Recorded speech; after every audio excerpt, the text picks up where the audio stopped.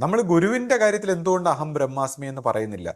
അപ്പോൾ അവിടെ നമ്മൾ മനസ്സിലാക്കണം, ഈ അഹം ബ്രഹ്മാസ്മി എന്ന് പറയുന്ന ആ സ്റ്റേറ്റ് എന്താണ്. ഇപ്പോൾ സ്വാഭാവികമായിട്ട് ചിലർക്കൊക്കെ അത് എങ്ങനെ എടുക്കണം, അല്ലെങ്കിൽ ഇത് എങ്ങനെ രണ്ട് ഗുരുക്കന്മാരെന്ന് പറയുന്ന ആ ഒരു കാര്യത്തെ അവർക്ക് എങ്ങനെ ഉൾക്കൊള്ളണം എന്നുള്ള ഒരു ചില സ്വാഭാവികമായിട്ടുണ്ടാവുന്ന ചില കൺഫ്യൂഷൻസ് ആളുകൾക്ക് ഉണ്ടാവുമല്ലോ.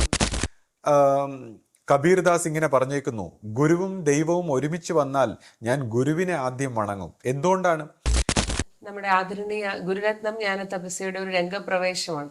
അപ്പോൾ ഒരുപാട് പേർക്ക് അദ്ദേഹത്തിനോട് വളരെ ഒരു വിരോധവും അദ്ദേഹത്തിന്റെ പ്രവർത്തനങ്ങളും അദ്ദേഹത്തിന്റെ ഒരു ശൈലിയും ഇഷ്ടപ്പെടാത്ത ഒരുപാട് പേര് ഈ ഒരു പരമ്പരയിൽ ഉണ്ടായിപ്പോയി. അപ്പം അതില് പലർക്ക് സംശയങ്ങളും പല ആശങ്കകളും ഒക്കെയാണ്.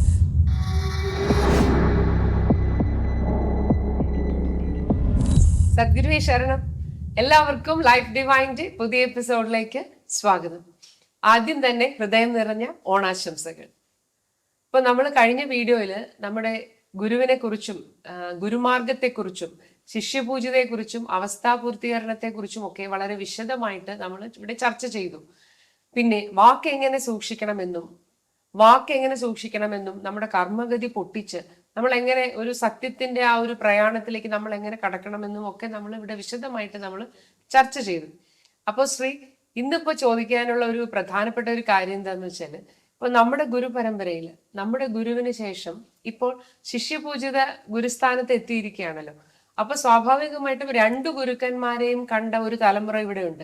അപ്പൊ വളരെ സീനിയേഴ്സ് ആയിട്ടുള്ള ആളുകൾക്ക് ഗുരുവിനെയും കണ്ടു ഇപ്പോൾ ശിഷ്യപൂജിതയെ ഗുരുസ്ഥാനത്തും കാണുമ്പോൾ സ്വാഭാവികമായിട്ട് ചിലർക്കൊക്കെ അത് എങ്ങനെ എടുക്കണം, അല്ലെങ്കിൽ ഇത് എങ്ങനെ രണ്ട് ഗുരുക്കന്മാരെന്ന് പറയുന്ന ആ ഒരു കാര്യത്തെ അവർക്ക് എങ്ങനെ ഉൾക്കൊള്ളണം എന്നുള്ള ഒരു ചില സ്വാഭാവികമായിട്ടുണ്ടാവുന്ന ചില കൺഫ്യൂഷൻസ് ആളുകൾക്ക് ഉണ്ടാവുമല്ലോ.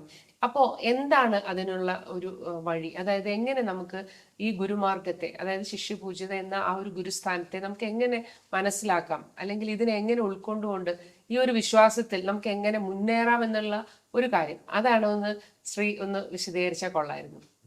സദ്ഗുരുവേ ശരണം.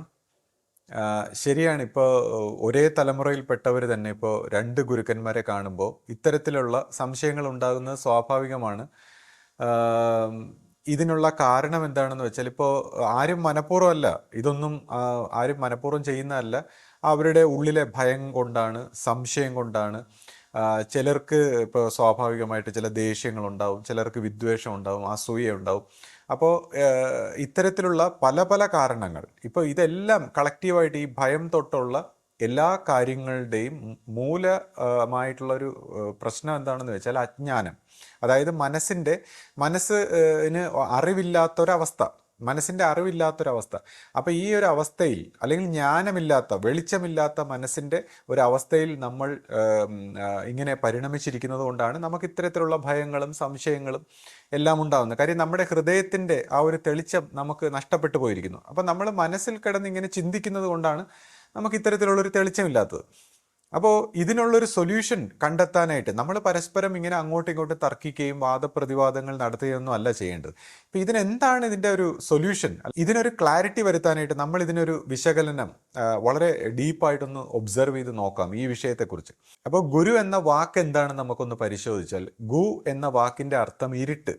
രു എന്ന് പറയുമ്പോൾ മാറ്റുന്നവൻ. അപ്പോൾ ഇരുട്ട് മാറ്റുന്നവൻ, അതായത് പ്രകാശമാണ് ഗുരു. ഇരുട്ട് മാറ്റുന്ന പ്രകാശം ആണ് ഗുരു എന്ന് പറയുന്നത്. അപ്പോൾ ഈ പ്രകാശം, അപ്പോൾ നമ്മൾ ചോദിക്കും എവിടെ ഇരിക്കുന്നു ലൈറ്റ്, എന്ത് ലൈറ്റ്? അപ്പോൾ പ്രകാശം എന്ന് പറയുമ്പോൾ പ്രകാശത്തെ ജ്ഞാനമെന്ന് പറയുന്നു. അതായത് നമ്മുടെ മനസ്സിനെ സംബന്ധിച്ച് അജ്ഞാനമാണെങ്കിൽ ഈ പ്രകാശം ജ്ഞാനമാണ്.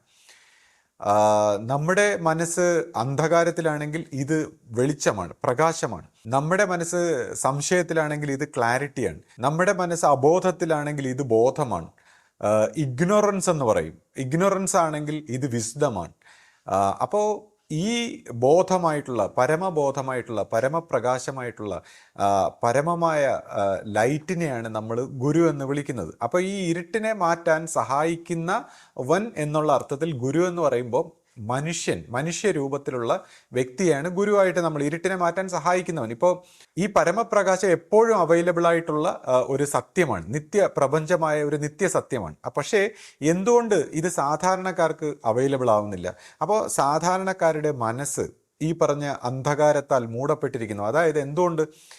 നമ്മളെ സംബന്ധിച്ച് നമ്മുടെ മനസ്സ് ജാഗ്രൽ, സ്വപ്ന, സുഷുപ്തി അല്ലെങ്കിൽ കോൺഷ്യസ്, സബ് കോൺഷ്യസ്, അൺകോൺഷ്യസ് ആയിട്ടുള്ള ഒരു തലത്തിലാണ് നമ്മുടെ മനസ്സ് പരുവപ്പെട്ടിരിക്കുന്നത്. അപ്പോൾ തന്നെ ഈ വളരെ സൂപ്പർഫിഷ്യലായ മൈൻഡിൻ്റെ ഒരു തലത്തിൽ മാത്രമാണ് നമ്മൾ കോൺഷ്യസ് ആയിട്ടുള്ളത്, നമുക്ക് ബോധം വികസിച്ചിട്ടുള്ളത്. ബാക്കി എല്ലാം നമുക്ക് അൺകോൺഷ്യസ്, അല്ലെങ്കിൽ അബോധം, അജ്ഞാനം, അല്ലെങ്കിൽ ഇരുട്ട്. അപ്പോൾ ഈ ഇരുട്ടിൻ്റേതായിട്ടുള്ള ചിന്താധാരകളിൽ പെട്ടാണ് നമ്മുടെ എല്ലാവരുടെയും ജീവിതം. ഒരു മനുഷ്യൻ്റെ ജീവിതം എന്ന് പറയുമ്പോൾ ഇരുട്ടിനാൽ നിയന്ത്രിക്കപ്പെട്ട, അബോധത്താൽ നിയന്ത്രിക്കപ്പെട്ട, കർമ്മഗതികളാൽ ബന്ധിതമായ ചിത്തവൃത്തികളാലാണ് ഒരു വ്യക്തി നിയന്ത്രിക്കപ്പെടുന്നത്. അപ്പോൾ ഒരു വ്യക്തിയുടെ ജീവിതത്തിൻ്റെ എല്ലാ കാര്യങ്ങളെയും നിയന്ത്രിക്കുന്ന അദ്ദേഹത്തിൻ്റെ പാസ്റ്റ് ലൈഫ് മെമ്മറീസ് ആവട്ടെ, അദ്ദേഹത്തിൻ്റെ പിതൃക്കളാവട്ടെ, അദ്ദേഹത്തിൻ്റെ ആരാധനാ സ്വഭാവത്തിലുള്ള ശക്തി, ഇങ്ങനെ അദ്ദേഹത്തിൻ്റെ ജീവനുമായിട്ട് ബന്ധപ്പെട്ട എല്ലാ എനർജി സോഴ്സുകളാലും ബന്ധിതനായിട്ടാണ് ഒരാളുടെ ജീവിതം. അയാൾ ഒട്ടും സ്വതന്ത്രനല്ല. അപ്പോൾ അങ്ങനെ ഇത്രമാത്രം അന്ധകാരത്തിൽ പെട്ടിരിക്കുന്ന വ്യക്തിയെ സ്വതന്ത്രമാക്കാൻ പ്രകാശത്തിൻ്റെ സോഴ്സുമായിട്ട് ഗുരു വരികയാണ്. ഇപ്പം ഇതേ പ്രകാശം നമുക്കെല്ലാം അവൈലബിൾ ആണെങ്കിലും നമ്മുടെ ഈ ഇരുട്ടിൻ്റെ, അന്ധകാരത്തിൻ്റെ വശം ഇരിക്കുന്നതുകൊണ്ട് നമ്മൾ ആ പ്രകാശത്തെ അറിയുന്നില്ല. നമ്മുടെ സർഫസിൽ ഒരു ചെറിയ കോൺഷ്യസ് ബോധം മാത്രമേ ഉള്ളൂ. അപ്പോൾ ദൈവത്തെ, ഈ പറയുന്ന പരമമായ ദൈവത്തെ അല്ലെങ്കിൽ പ്രകാശത്തെ, സത്യത്തെ നേരിട്ട് സമീപിക്കാമെന്ന് പറയുമ്പോൾ നമ്മൾ ഈ മനസ്സിൻ്റെ അന്ധകാരത്തിൻ്റെ ഭൂമികൾ പെട്ട് അവിടെ കിടക്കുകയാണ്. അപ്പോൾ ഗുരു എന്ന് പറയുമ്പോൾ ഒരു മനുഷ്യ രൂപത്തിൽ അദ്ദേഹത്തിൻ്റെ മനസ്സിൻ്റെ അന്ധകാരം മൊത്തം നീക്കി, ഈ അൺകോൺഷ്യസ് ആയിട്ടുള്ള മറകളെല്ലാം നീക്കി, അദ്ദേഹത്തിൻ്റെ ഞാനെന്ന ഭാവമെല്ലാം പോയി അദ്ദേഹം ആ സത്യവുമായിട്ടൊരു കണക്ഷൻ കൊണ്ടുവന്നിരിക്കുന്നു. ആ കണക്ഷനിലൂടെ ആ പ്രകാശം നമുക്ക് തരുന്നു. അപ്പോൾ അതാണ് ആ ഗുരുവിൻ്റെ പ്രാധാന്യം. അപ്പോൾ ഗുരുവിന് ഇത്രമാത്രം പ്രാധാന്യം എന്തുകൊണ്ടാണ്? ഈ മനസ്സിൻ്റെ മറകളെല്ലാം മാറ്റി, മനസ്സിൻ്റെ സംസ്കാരങ്ങളെല്ലാം മാറ്റി, മനസ്സിനെ ക്ലിയർ ആക്കി കഴിയുമ്പോൾ ഈ പ്രകാശത്തിന് അതിലൂടെ നമ്മളിലേക്ക് വരാൻ കഴിയുന്നു എന്നുള്ള അർത്ഥത്തിലാണ് ഗുരുവിന് ഇത്രമാത്രം പ്രാധാന്യം. കബീർദാസ് ഇങ്ങനെ പറഞ്ഞേക്കുന്നു, ഗുരുവും ദൈവവും ഒരുമിച്ച് വന്നാൽ ഞാൻ ഗുരുവിനെ ആദ്യം വണങ്ങും. എന്തുകൊണ്ടാണ്? ഇപ്പോൾ ദൈവം എന്ന് പറയുന്ന ഈ പ്രകാശത്തിൻ്റെ ആ സോഴ്സ്, എക്സിസ്റ്റൻസ്, എല്ലാത്തിനും കാരണഭൂതമായിരിക്കുന്ന ആ എക്സിസ്റ്റൻസ് നമുക്ക് അനുഭവവേദ്യമാകുന്നില്ല. എന്നാൽ ഗുരുവാകട്ടെ അതേ എക്സിസ്റ്റൻസിനോടൊപ്പം പ്ലസ് എ ബോഡി. ആ എക്സിസ്റ്റൻസിൽ ഇങ്ങനെ ടച്ച് ചെയ്ത് നിൽക്കുമ്പോൾ, അതായിട്ട് ഇങ്ങനെ ലയിച്ച് നിൽക്കുമ്പോൾ പ്ലസ് എ ബോഡിയാണ്. അപ്പോൾ ഗോഡ് പ്ലസ് എ ബോഡിയാണ് ഗുരു. അതുകൊണ്ടാണ് ഇറ്റ് ഈസ് എ പ്ലസ് ആണ്. അതുകൊണ്ടാണ് ഗുരുവിനെ ഞാൻ ആദ്യം വണങ്ങും എന്ന് പറയുന്നത്. അപ്പോൾ ചിലർ ചോദിക്കും, ഇതല്ലേ അഹം ബ്രഹ്മാസ്മി എന്ന് പറയുന്ന മിസ്റ്റേക്ക് എന്ന് നമ്മുടെ പരമ്പരയിൽ സ്ഥിരം പലരും ചോദിക്കുന്ന ഒരു ചോദ്യമാണ്. ഇപ്പൊ ശിഷ്യപൂജിത ഗുരുസ്ഥാനത്ത് വന്നപ്പോഴാണ് നമ്മളിങ്ങനെ ഈ അഹം ബ്രഹ്മാസ്മിയുടെ ക്വസ്റ്റ്യൻ ചോദിക്കുന്നത്. അങ്ങനെയാണെങ്കിൽ ഗുരുവിനെ നമ്മൾ ഗുരുസ്ഥാനത്ത് കാണുമ്പോൾ എന്തുകൊണ്ട് നമ്മൾ അഹം ബ്രഹ്മാസ്മി എന്ന് ചോദിക്കുന്നില്ല? കാരണം ഇപ്പോൾ നമ്മൾ ക്വസ്റ്റ്യൻ ചെയ്യുകയാണെങ്കിൽ എല്ലാം ക്വസ്റ്റ്യൻ ചെയ്യണം. ഇപ്പോൾ ആശ്രമത്തിൻ്റെ ഈ ഒരു വിഷയത്തിൽ നമ്മൾ ക്വസ്റ്റ്യൻ ചെയ്യുമ്പോൾ ഇപ്പോൾ നമ്മൾ കുറച്ച് കാര്യങ്ങളെ നമ്മൾ കണ്ണടക്കുകയും മറ്റു കാര്യങ്ങളെ മാത്രം ക്വസ്റ്റ്യൻ ചെയ്യുന്ന രീതി ശരിയല്ല. വിശ്വസിക്കുന്നെങ്കിൽ നമ്മൾ അന്ധമായി വിശ്വസിക്കണം, അല്ലെങ്കിൽ ക്വസ്റ്റ്യൻ ചെയ്യുന്നെങ്കിൽ എല്ലാത്തിനെയും ക്വസ്റ്റ്യൻ ചെയ്യണം. അതാണ് അതിനെ കണ്ടെത്താനുള്ളൊരു വഴി. അപ്പോൾ എന്തുകൊണ്ട് ഗുരുവിൻ്റെ കാര്യത്തിൽ നമ്മൾ അഹം ബ്രഹ്മാസ്മി എന്ന് പറയുന്നില്ല? ഗുരുവും നമ്മുടെ മുമ്പിൽ മനുഷ്യരൂപത്തിൽ വന്ന ഒരു വ്യക്തിത്വമാണല്ലോ. അപ്പോൾ പക്ഷേ ഗുരുവിനെ നമ്മൾ വളരെ സുപ്രീം ഗോഡായിട്ട് കാണുന്നു. അവിടെ എന്തുകൊണ്ട് അഹം ബ്രഹ്മാസ്മി എന്ന് പറയുന്നില്ല? കാര്യം നമ്മൾ ഈ പറഞ്ഞേക്കുന്ന കോൺഷ്യസ്നെസ്സിന്റെ തലങ്ങളോ അല്ലെങ്കിൽ ഈ പറയുന്ന അതിമാനസ തേജസ്സോ അല്ലെങ്കിൽ മറ്റ് സാക്ഷാത്കാരങ്ങളോ നമ്മൾ ആരെങ്കിലും കണ്ടിട്ടുണ്ടോ?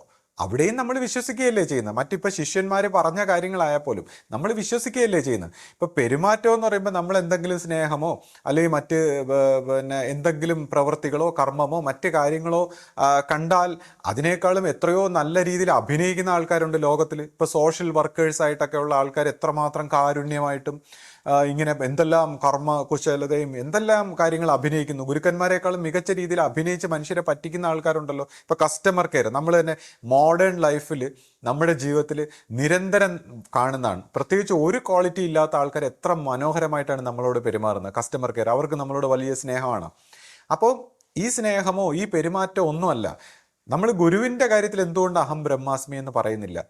അപ്പോൾ അവിടെ നമ്മൾ മനസ്സിലാക്കണം, ഈ അഹം ബ്രഹ്മാസ്മി എന്ന് പറയുന്ന ആ സ്റ്റേറ്റ് എന്താണ്. ഇപ്പോൾ ഗുരുവിൻ്റെ കാര്യത്തിലായാൽ പോലും ഗുരു നമ്മുടെ ഇപ്പോൾ ഗുരുവിൻ്റെ ഇപ്പോൾ ഈ അതിമാനസ തേജസ്സോ അല്ലെങ്കിൽ മറ്റ് അവതാര സ്വഭാവത്തിലുള്ള മറ്റെല്ലാ കാര്യങ്ങളെയും നമ്മൾ മാറ്റി നിർത്തിയാൽ, ഇപ്പോൾ ഒരു സാധാരണ മനുഷ്യൻ്റെ സ്വഭാവത്തിൽ നമ്മൾ കണ്ടാൽ ഗുരു ഇതേപോലെ കോൺഷ്യസ്നെസ്സിൽ ഇങ്ങനെ ഉയർന്നു പോയപ്പോൾ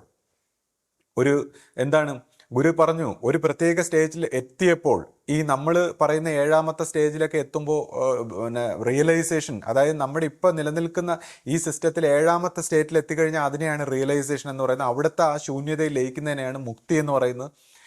അപ്പോൾ അങ്ങനെ ഒരുപാട് ജീവാത്മാക്കളും ഗുരുക്കന്മാരും അവരുടെ പരമ്പരയും തന്നെ കുടുങ്ങിക്കിടക്കുന്നതായിട്ട് ഗുരു നമ്മളെ അറിയിച്ചിട്ടുണ്ട്. അപ്പോൾ ഗുരു പോലും ഒരു സ്റ്റേജിൽ ഈ ഒരു തലത്തിൽ ഇങ്ങനെ ഇത് സത്യമാണ്, സാക്ഷാത്കാരമായി എന്ന് വിചാരിച്ച് ജീവിച്ചിട്ടുണ്ടെന്ന് ഗുരു പറയുന്നത് നമ്മൾ കേട്ടിട്ടുണ്ട്. ഗുരു തന്നെ പല ഗുരുക്കന്മാരെ ആരാധിച്ചിരുന്നതായിട്ടും ഒക്കെ നമ്മൾ കണ്ടിട്ടുണ്ട്. അപ്പോൾ ഈ ഒരു സ്റ്റേറ്റിൽ ഗുരു ഇങ്ങനെ നിൽക്കുന്നതും അപ്പോൾ അത് പൂർണ്ണമല്ലെന്ന് തോന്നിയപ്പോഴാണ് ഗുരു വീണ്ടും ഇങ്ങനെ പിന്നെ ഉയരുന്നതും ആ 73 നടന്ന സംഭവങ്ങളൊക്കെ നമ്മൾ കേട്ടിട്ടുണ്ട്. അപ്പോൾ ഗുരു ആ ഒരു സുപ്രീം സ്റ്റേറ്റിലേക്ക് എത്തുമ്പോൾ എന്താണ് അവിടെ സംഭവിച്ചത്? ഈ അഹം ബ്രഹ്മാസ്മി എന്ന് പറയുന്ന ഒരു ഫാക്ട് എന്താണ്? ഇപ്പം 7 അവസ്ഥ വരെ മനസ്സിൻ്റെ അവസ്ഥകൾ തന്നെയാണ്. അതായത് നമ്മുടെ ഇൻഡിവിജ്വൽ മനസ്സിനെ ട്രാൻസെൻഡ് ചെയ്തതിനു ശേഷം യൂണിവേഴ്സൽ മനസ്സിൽ ഉണ്ടാകുന്ന അവസ്ഥകൾ തന്നെയാണ് ഈ 7 അവസ്ഥകളും. അവസാനം ലാസ്റ്റ് ഉണ്ടാകുന്ന ഒരു അനുഭവം, അതായത് മനസ്സ് തന്നെ ദൈവത്തിനെ സാക്ഷാത്കരിച്ചതുപോലുള്ള ഒരു അനുഭവം ഉണ്ടാക്കും. അതായത് മനസ്സ് തന്നെ സ്വയം ദൈവമാണ്, എല്ലാത്തിലും ദൈവം, മനസ്സുകൊണ്ടുണ്ടായ ഒരു ദൈവം, സ്വയം താനൊരു ദൈവമാണ്. അഹം ബ്രഹ്മാസ്മി എന്ന് പറയുന്ന ഒരു സ്റ്റേറ്റ് മനസ്സ് തന്നെ പറയുന്നു എല്ലാത്തിലും താനാണ്, തന്നിൽ നിന്ന് അന്യമായ ഒന്നുമില്ല. ദൈവം എന്ന് പറയുന്ന മനസ്സിന്, ആ യൂണിവേഴ്സൽ മനസ്സിന് ക്രിയേറ്റ് ചെയ്യാൻ പറ്റുന്ന ലാസ്റ്റ് ഇല്യൂഷനാണ് താൻ തന്നെയാണ് ദൈവം എന്നുള്ളൊരു തിരിച്ചറിവ്. ഐ ആം ഗോഡ്, അല്ലെങ്കിൽ അഹം ബ്രഹ്മാസ്മി എന്ന് പറയുന്ന ഒരു സ്റ്റേറ്റിലേക്ക് എത്തുന്നു. അപ്പോൾ ഇതിനെയാണ് ബ്രഹ്മൻ എന്ന് പറയുന്നത്. അതായത് ഈ നമ്മുടെ ഹിന്ദിയിൽ പറയുമ്പോൾ ബ്രഹ്മൻ അല്ല, ബ്രഹ്മം ആണ് സത്യം. ബ്രഹ്മൻ എന്ന് പറയുന്ന മനസ്സ് ബ്രഹ്മമായി മാറി അനുഭവിക്കുന്ന ഒരു സ്റ്റേറ്റ് ബ്രഹ്മൻ. അപ്പോൾ ഈ സ്റ്റേറ്റിലും ഒരു നിഷ്കളങ്കമായ, വളരെ സത്യത്തിനെ ആഗ്രഹിച്ചു പോകുന്ന ഒരു പ്യുവർ ആയിട്ടുള്ള ഒരു വ്യക്തിത്വത്തിന്, ഒന്നിനോടും ആഗ്രഹമില്ലാത്ത ഒരു വ്യക്തിത്വം ഈ സ്റ്റേറ്റിനെയും ത്യജിക്കും. കാര്യം അദ്ദേഹം ത്യാഗിയാണ്. അദ്ദേഹം ഇതുവരെ എത്തിയത് എല്ലാം ത്യജിച്ചുകൊണ്ടാണ്. അപ്പോൾ ഈ സ്റ്റേറ്റിനെ അദ്ദേഹത്തിന് ഇതൊന്നും വേണ്ട, ഇതിലൊന്നും തൃപ്തിയില്ല. ഇതിനെയും ത്യജിക്കുന്നവനാണ് ആ സത്യത്തിലേക്ക് എത്തുന്നത്, ആ സത്യത്തിനെ. അപ്പോൾ അങ്ങനെ ഒരു സത്യത്തിലേക്ക്, ആ സത്യത്തിൻ്റെ പ്രകാശത്തിൽ എത്തുമ്പോൾ ഇദ്ദേഹത്തിനെ സംബന്ധിച്ച് ഈ ഇത്രയും മനസ്സുകൊണ്ടുണ്ടായിരിക്കുന്ന ഈ ശരീരവും അതിൻ്റെ സംസ്കാരങ്ങളും അതിൻ്റെ പർപ്പസും എല്ലാം ഫുൾഫില്ലായി, ഫിനിഷായി. പിന്നെ ആ പ്രകാശത്തിൽ ലയിച്ചു കഴിഞ്ഞാൽ പിന്നെ അദ്ദേഹത്തിൻ്റെ ജീവിതത്തിന് ഒരു പർപ്പസും ഇല്ല. അദ്ദേഹം തിരിച്ചു വരേണ്ട കാര്യമില്ല.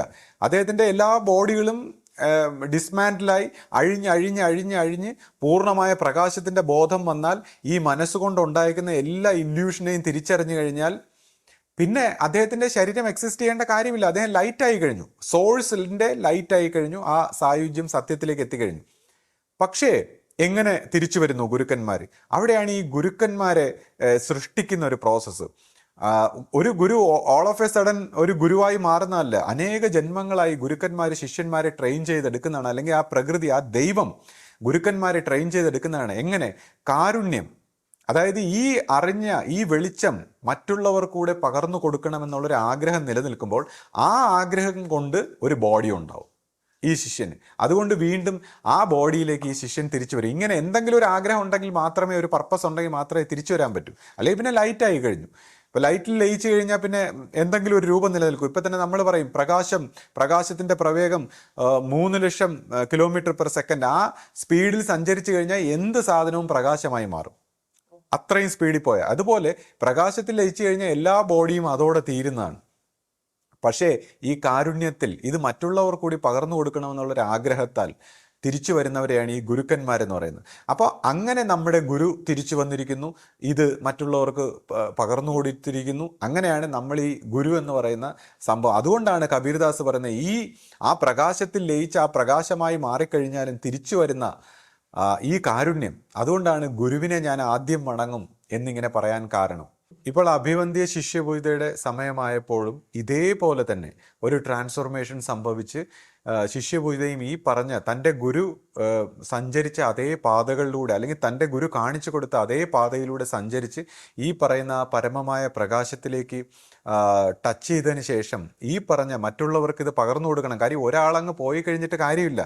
കാര്യം മനുഷ്യരാശി ഇരുട്ടത്ത് തപ്പിത്തടയുകയാണ്. ഓരോ വ്യക്തികളും ഇങ്ങനെ ഡിസപ്പിയർ ചെയ്ത് കഴിഞ്ഞാൽ ഇത് മനുഷ്യനൊരു പ്രയോജനം ഉണ്ടാകുന്നില്ല, മറ്റുള്ളവർക്ക് ഒരു പ്രയോജനം ഉണ്ടാകുന്നില്ല. അപ്പോൾ ഒരു മനുഷ്യനെ കാരുണ്യ സ്വഭാവത്തിൽ വളർത്തിയെടുക്കുന്നു, ശിഷ്യനെ ഗുരു പ്രിപ്പയർ ചെയ്തെടുക്കുന്നതാണ്. അങ്ങനെയുള്ള ഈ ശിഷ്യൻ ഈ ആഗ്രഹം നിമിത്തം അദ്ദേഹത്തിൻ്റെ ഒരു ബോഡി അവശേഷിക്കുകയും ആ കാരുണ്യത്തിൻ്റെ ബോഡിയിലൂടെ തിരിച്ചു വന്ന് ഈ പ്രകാശത്തെ നമുക്ക് മറ്റുള്ളവർക്ക് പകർന്നു തരാൻ, അതായത് ഗുരു മറ്റുള്ളവർക്കും ഈ ഇരുട്ടിനെ മാറ്റാൻ വേണ്ടി വരുന്നു. അപ്പം നമ്മുടെ അൺകോൺഷ്യസ് മൈൻഡിനെ ആകുന്ന കർമ്മഗതിയെ പൊട്ടിച്ചു തരാൻ, എന്നിട്ട് നമ്മളെയും ഹെൽപ്പ് ചെയ്ത് നമ്മുടെ ജീവൻ്റെ സായുജ്യമായ ഓരോ ജീവാത്മാവിൻ്റെയും സായുജ്യമായ ആ പരമാത്മാവിലേക്ക് എത്തണമെന്നുള്ള ആ ഓരോ ജീവാത്മാവിൻ്റെയും സായുജ്യത്തെ പൂർത്തീകരിക്കാൻ നമ്മളെ ഹെൽപ്പ് ചെയ്യുന്നു. ഇപ്പോൾ ഓരോ ജീവാത്മാവും ഓരോ കാര്യങ്ങളിലൂടെയും സത്യം പറഞ്ഞ ആഗ്രഹത്തിലൂടെ ഈ യൂണിയന് വേണ്ടിയാണ് കൊതിക്കുന്നത്. ഇപ്പോൾ സെക്സിലൂടെ ഒരു ജീവൻ സത്യം പറഞ്ഞ യൂണിയന് വേണ്ടിയാണ്, അതായത് ഈ പരമാത്മാവുമായിട്ട് ഒന്നിക്കാനുള്ള ഒരു വാസനയാണ്, ആനന്ദത്തിന് വേണ്ടി ഇങ്ങനെ കൊതിക്കുകയാണ്. അവസാനം അത് ഡെസ്പറേറ്റ് ആവുന്നു, ഒന്നും നടന്നില്ല, യൂണിയൻ സംഭവിച്ചില്ല. റൊമാൻറ്റിക് ലൈഫിലൂടെ കാമുകനും കാമുകിയും ഈ ഒരു യൂണിയന് വേണ്ടി ദാഹിക്കുന്നു, പക്ഷേ നടക്കുന്നില്ല. എന്നാൽ ഗുരുവും ശിഷ്യനും മറ്റേത് സെക്സ് ശരീരത്തിന്റെ തലത്തിൽ ഒന്നിക്കാൻ ശ്രമിച്ചു, നടക്കുന്നില്ല. മനസ്സിന്റെ തലത്തിൽ ഒന്നിക്കാൻ ശ്രമിച്ചു, പ്രേമത്തിൽ നടക്കുന്നില്ല. ജീവന്റെ തലത്തിൽ ജീവാത്മാവും പരമാത്മാവും ഒന്നിക്കാൻ ശ്രമിക്കുന്നു.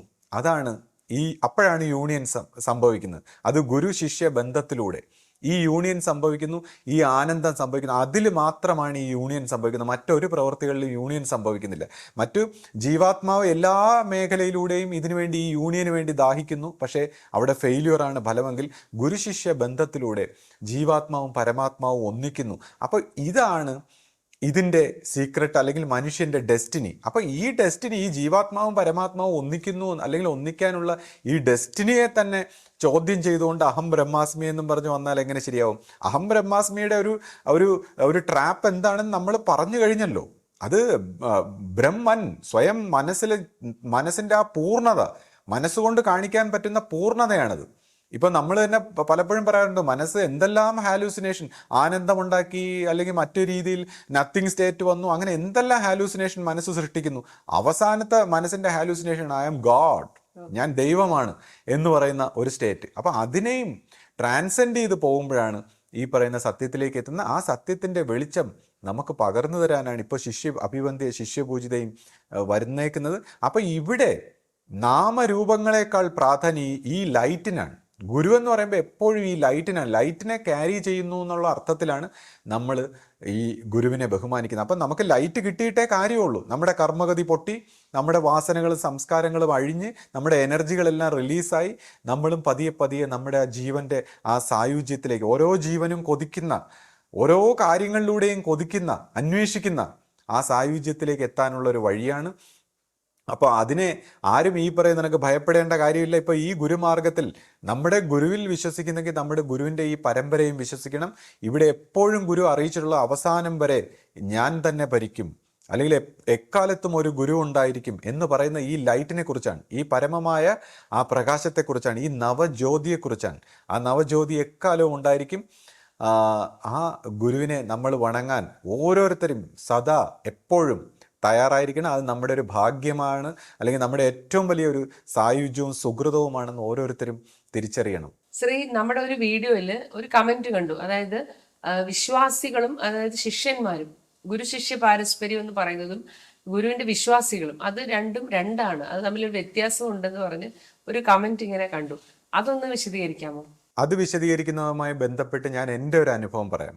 അതായത് ഞാൻ ആശ്രമത്തിൽ വരുമ്പോൾ, ഇപ്പോൾ 92 കാലഘട്ടത്തിൽ ആശ്രമത്തിൽ വരുമ്പോൾ, നമ്മളെ കുഞ്ഞു പ്രായത്തിൽ തന്നെ അമ്മ ഒരു ഗുരുവിനെ കുറിച്ച് ഇങ്ങനെ പറഞ്ഞു തന്നിട്ടുണ്ട്. അപ്പോൾ അമ്മയുടെ ചെറുപ്പത്തിൽ അമ്മ അവസാനം ഗുരുവിനെ കണ്ടിട്ട് പോകുമ്പോൾ 72 കാലത്ത് കണ്ടിട്ട് പോകുന്ന ആ സമയത്ത് ഗുരുവിനെ ഒരു സ്വാമി എന്നാണ് വിളിച്ചിരുന്നത്. എന്നാൽ അമ്മയുടെ ഒരു അനുഭവത്തിൽ അമ്മ ഗുരുവിനെ ശ്രീകൃഷ്ണന്റെ അവതാരം അല്ലെങ്കിൽ അതുപോലത്തെ ഒരു ഭാവത്തിലാണ് കണ്ടിരുന്നത്.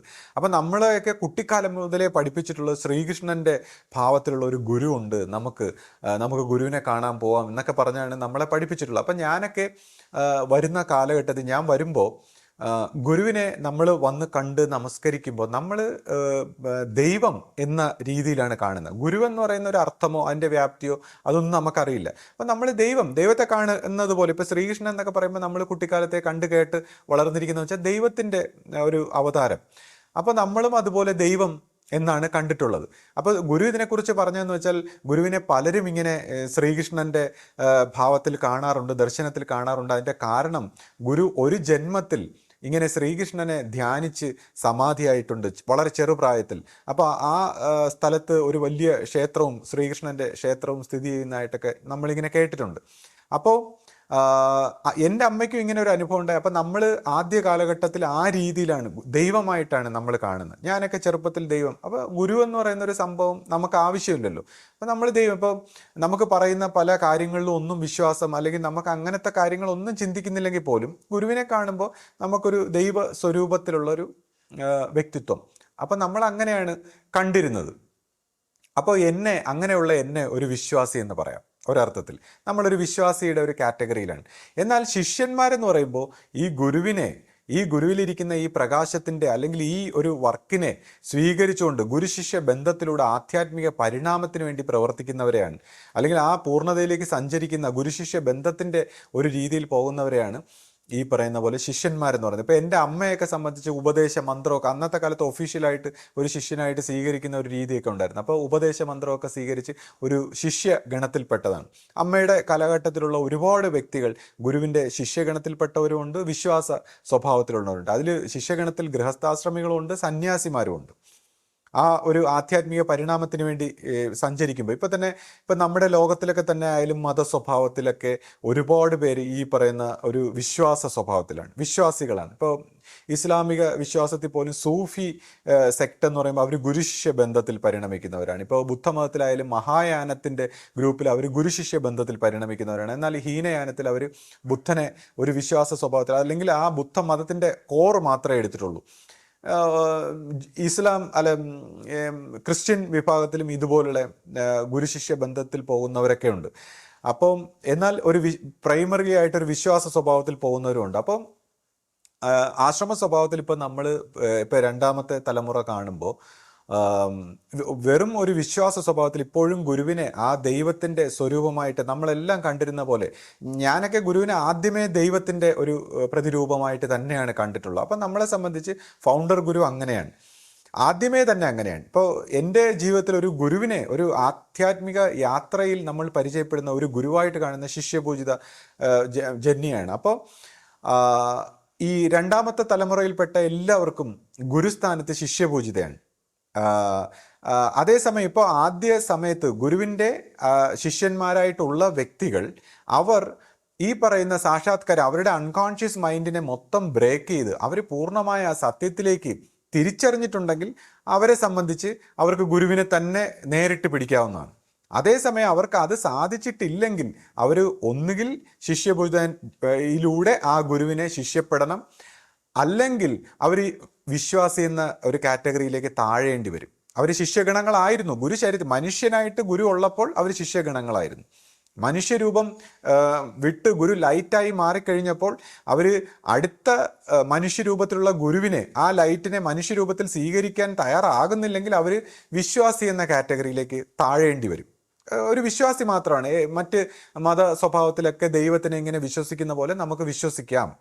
അപ്പം ഇവിടെയും നമ്മുടെ പരമ്പരയിൽ ഇപ്പോൾ മതസ്വഭാവത്തിൽ വിശ്വസിക്കുന്ന പോലെ ഗുരുവിനെ വിശ്വസിക്കുന്നവർക്ക് ഒരു വിശ്വാസി എന്ന് ഒരു കാറ്റഗറിയിൽ തുടരാം. അപ്പം അവിടെ ഇമ്പോർട്ടൻസ് അവരുടെ മനസ്സിനാണ്.